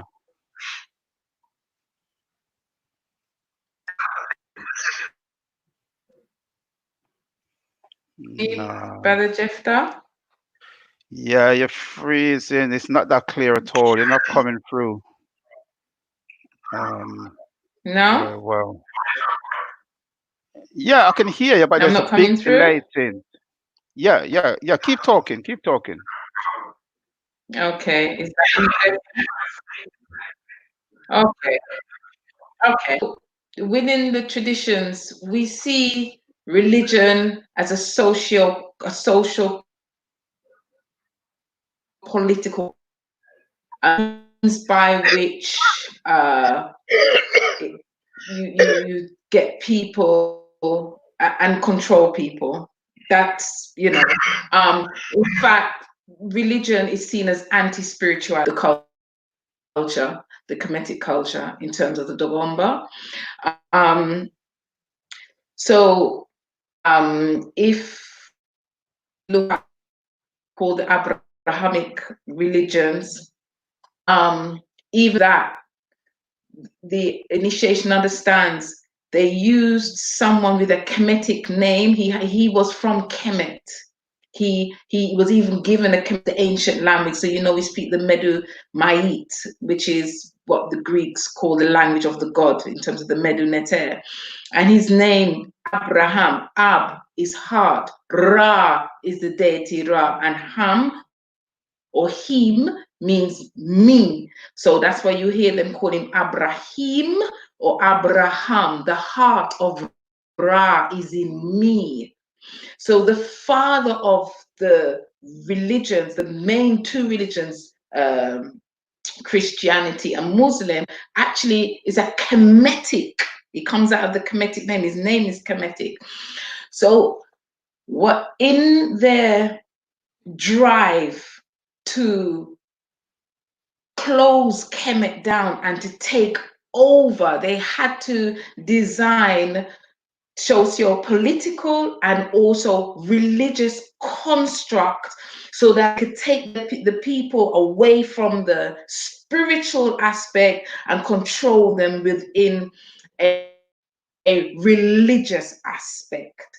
So that's how within the traditions it's viewed as a construct to take and that came over a period of time as they found different ways to break Kemet, because the invasion of Kemet, you know, they talk about the invasion, but it happened over a series of time. When they first came in and saw the people, it wasn't that they could just break these people down. They had to find what the weaknesses were, and so they went because they saw that these people, this was what their strengths were. They broke down, they continually went until they broke down and then reconstructed the understanding, or for them to be able to gain power. So that's how we understand the religions as opposed to spirituality. Yeah, absolutely. There's a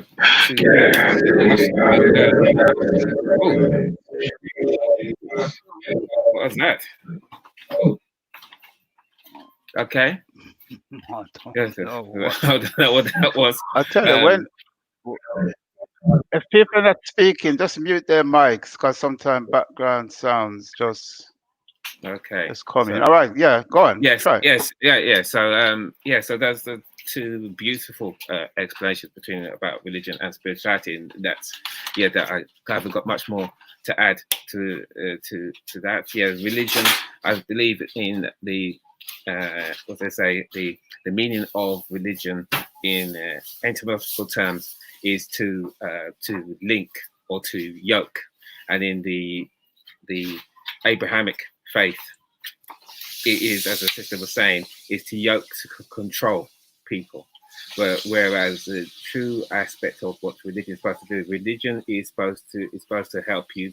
That you're supposed to help you, to lead you to be more spiritual, to be spiritual and leave religion. Religion is organized and controlling, where spirituality sets you free. So the following a religion, so to speak, should be leading you to a place where you are becoming more spiritual, or you're following in a spiritual tradition and you don't need the religion. So as the sister said, it's a social, cultural, political construct. And particularly as we're coming from the age of Pisces into the age of Aquarius now, after the last 26,000 years, in the last age of Pisces, that's where all the Abrahamic faith came about, and that was a period of control, and that we're going into should be going into a period now of Aquarius, where it's we're freeing up, where people are becoming more enlightened, where they're becoming more in touch with their spirit, and moving away from the religions. So yeah, so just to add a little bit more to what has already been explained very well already. So in the last 5 minutes or so, I just want, if somebody came to you for advice and they say, well, I'm a Christian, I'm a Muslim, I would like to investigate African spirituality, but I'm not sure, because from what I've heard, there's quite a negative aspect to it. I mean, how would you persuade them that they should give up the Christianity or Islam and return back? I'm talking about African people now, and they should return back to the source, return back to their religion, because that is the true and right way forward. How would you think you would convince them?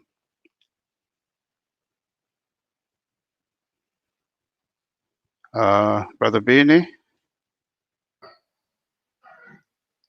Yeah, I've had the experience of people coming and asking how can they become more spiritual.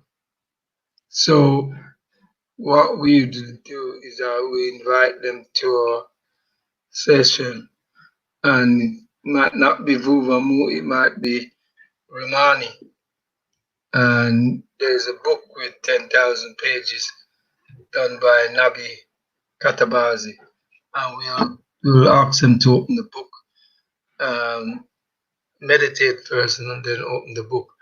And I've learned to accept certain things that happen that is important. The book will then talk to that person and tell them exactly where they gotta go and where they must align themselves to the spiritual realm. This book with Rimani has been, I think maybe about 5-6 years we had it here in Britain. No, the rabbis in the Jewish faith want to get a copy. The Roman Catholic want to get a copy of it, but the Nabi is not allowing them to have no copy of that book. The book really means map. It's Rimani Aitakati Yamu. That's what it is. And we do at times try and read some of the text out to people so they can hear what we're dealing with. So I usually always say to them, meditation, so we'll tell them about meditation, how to meditate, and what they should do in the evening or in the morning. They must set up a shrine and pour libation. We have had Christians come, we have had Muslims come, and some of the Muslim brothers them have to retreat because them family threatened to kill them if they come back to Africa. So there is a fear. The so-called Johnny come lately religion, that they feel African spirituality will, just keep on advancing and rope them out. But it is, last time I was in Congo, you can believe it, some Muslim went on a march in the city center saying they should ban Vuvamu, the group that Kunda belonged to and myself belonged to. They must ban them. And that's just crazy. if they have any respect, well, mind you, as religion says, the sister is to control people, and it's there to make sure you take our wealth, and that's why all those conferences took place in Rome. You know, and then conference to discuss how to control us. The Alders Council and Nasi and so on is been practicing how to control the African people.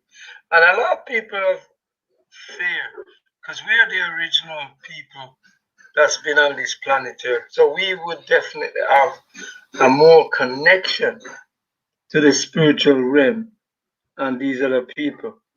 You don't, in African spirituality, you don't see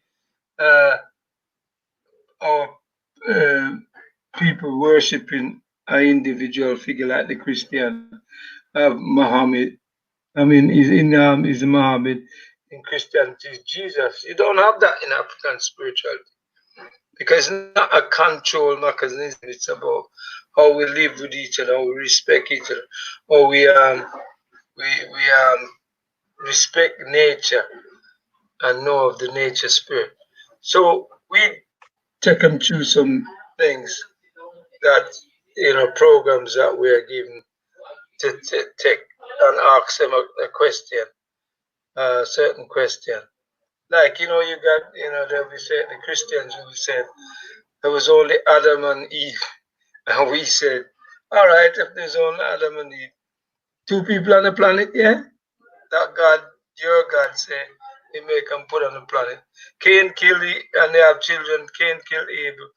And then he was told to leave the garden and go to the land of Nod and marry a woman. So where these other women come from? That's where these preachers, I remember I was at the conference that put that over for some of the teaching that we do in Law of Creation as part of it. So I put it over to all these preachers and bishops, and they was stuck because they were in the public and I put it to them. And they all turned around and says, you know, we need to have a conversation about this meeting. So I said, all right, whenever you're ready. And I know they ain't going to come because all they're doing is some of them are coming up and saying, it's all voodoo practice and it's devil, demon and devil that you're worshiping. Well, we say, no, you come and sit with us and we'll show you. And we'll show them that water got memory. The air is a spirit. We can tell them anything, you know. We say the fruit eats the spirit, you know, and break it down to them, and then they'll gradually understand. And then you see them start coming to classes and realize what the journey came late, the little religion ain't gonna help them, you know. But what we're saying is much more profound. Yeah. Okay. All right. So, Sister Kentaki, I hope you can remember the question. The same to you. And then I finally end with Brother Imani. So the same. How would you?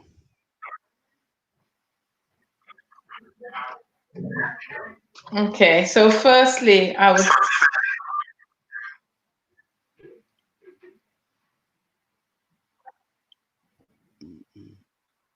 Okay. So firstly, I would say we're not anybody, but what we do is just show people logic. Everyone has that choice for themselves. So the question I would ask them, that African spirituality is evil, who told them that? Did they hear that from the ancestors taken from a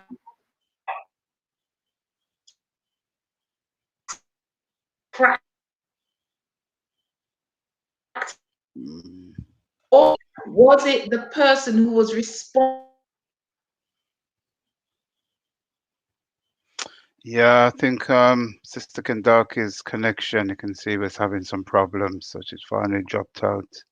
So what I'll do, I'll just pass over to you, Brother Marnie, to wine, and then I got a few announcements just at the Okay. end.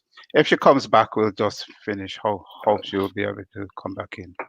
Yeah, the Absolutely. same. Yeah, same point. Absolutely. Yeah. So, well, first of all, in my understanding is that everything happens as it should and when it should. And so if somebody's asking that question, that's because the spirit has been moved in them to ask that question in the first place. And that's why they're coming to me to speak to or speaking to someone else, and they're asking that question. So, so it's already, it's not about African spirituality, it's not about coercion like the Abrahamic faith. It's, it's not about sin, it's not about you going to hell or heaven. It's about nature, it's about life. It's about your natural state of being, And so what I will be asking them or looking to them is, what led you to ask this question? Was it a book you read? Is it someone a talk you had? Was it a dream you had?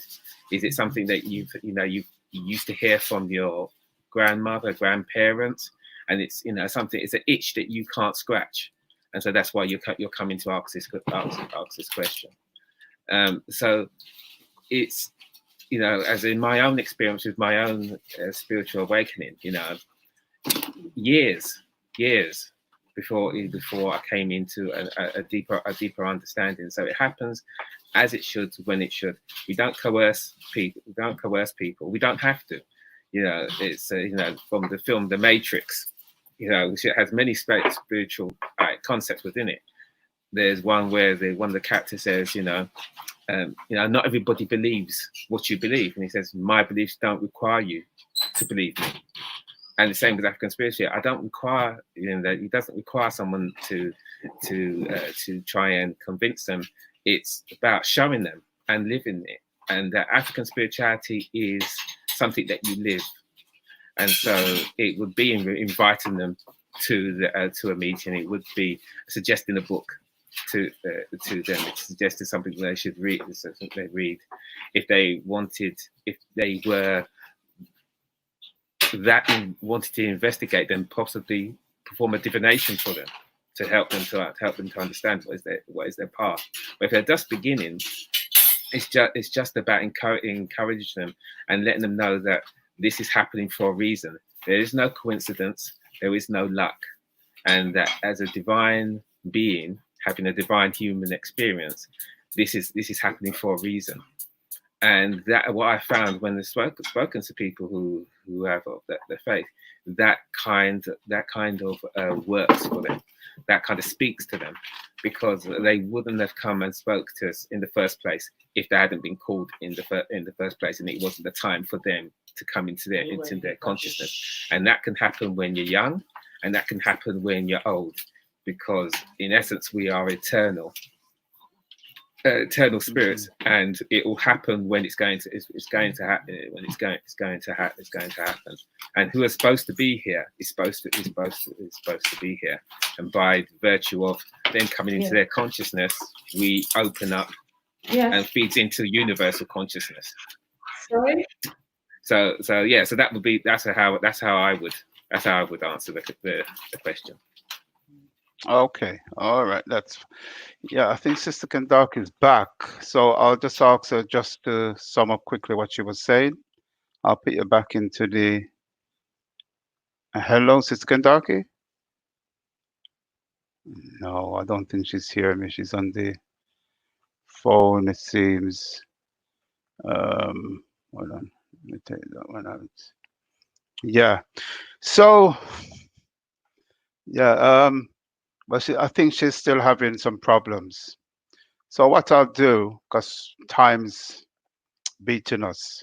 So I'd like to thank Brother Imani for a very inspiring presentation today. I'm sure those who was viewing would have learned a lot, because spirituality is such a huge area.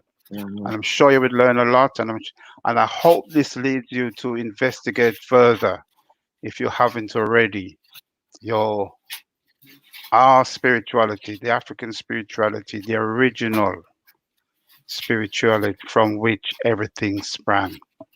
I hope this will stimulate those curiosity in you to go and look further. And I would say So, in final that the greatest book that you can read to understand African spirituality is yourself. The answers are written within in your DNA. that's it. Just to look. So just before we wind up, what I'd like to do, for the past couple of weeks, I've been mentioning Africa Liberation Day. That's a big event we have coming up.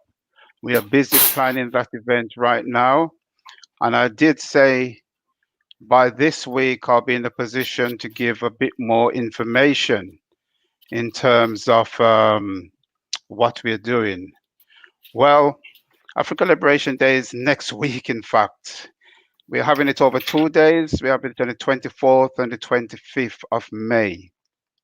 And behind me, you can see the poster, the flyer that's just coming out, showing some of the speakers that we'll be having there. Now, we are very privileged and honored to have managed to get all these people together to come together on one program. I mean, for instance, we have had Professor James Small, he's agreed. We have had Professor Obati Shaka.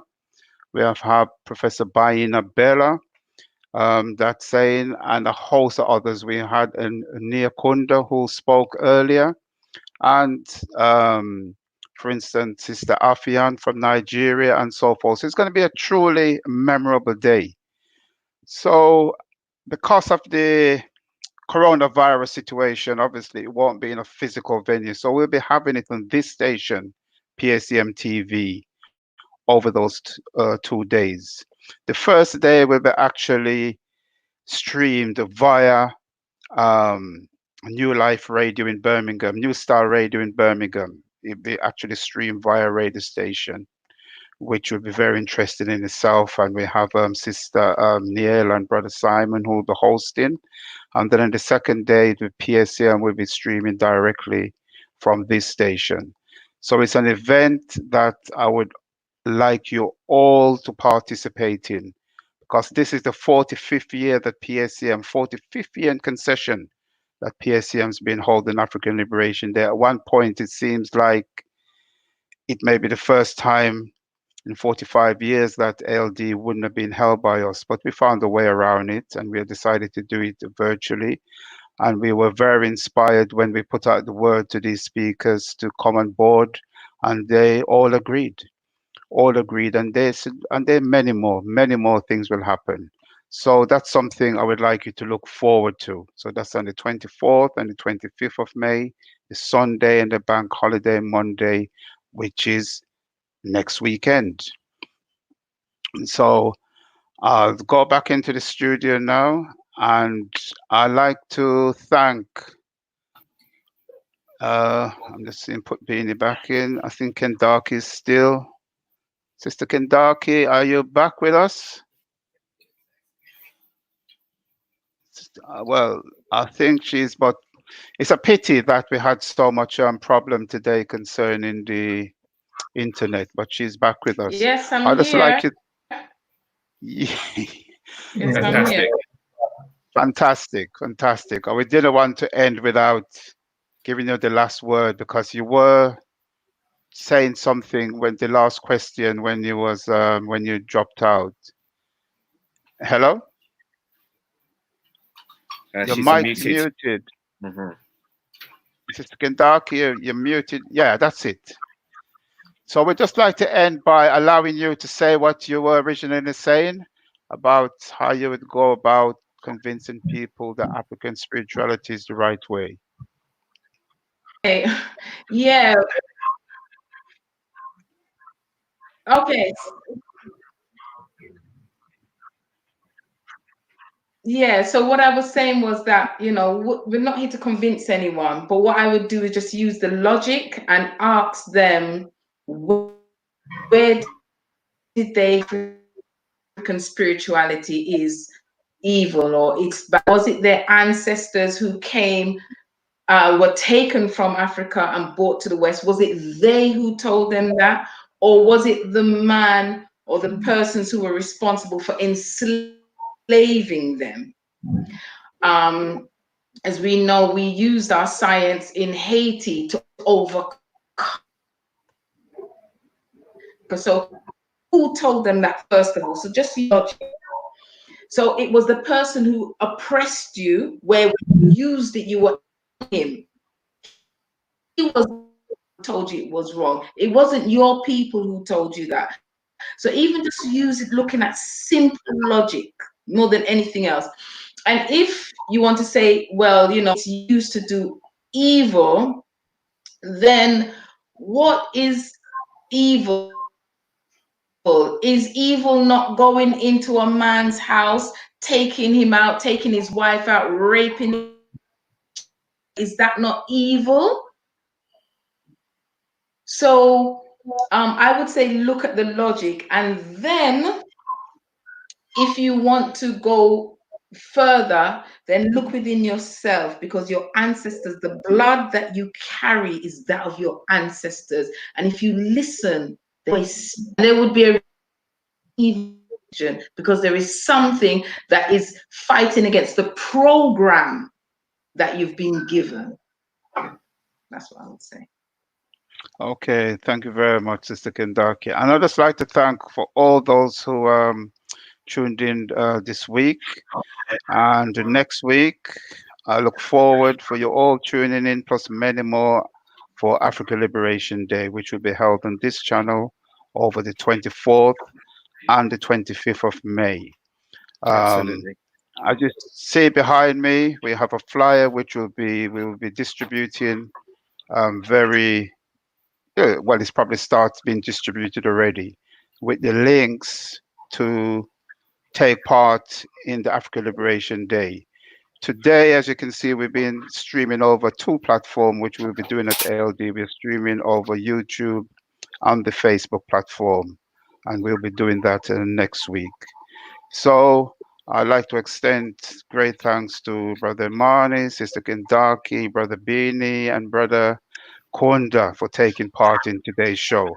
So until next week, I wish everybody all the best until next week. And make sure you tell everybody next week, African Liberation Day, with the lineup we have, it will be a very, very special LD. The first virtual LD that we have done due to circumstances, but I would like it to be a great one, which I'm sure it will be. So until Very next special. week, thank you for tuning in, and I wish everybody again goodbye and good luck. Thank you very much. Kwaherini. Asante Yeah. sana. Yeah, and Asante Sana to everybody. Okay, I'm going to end it now.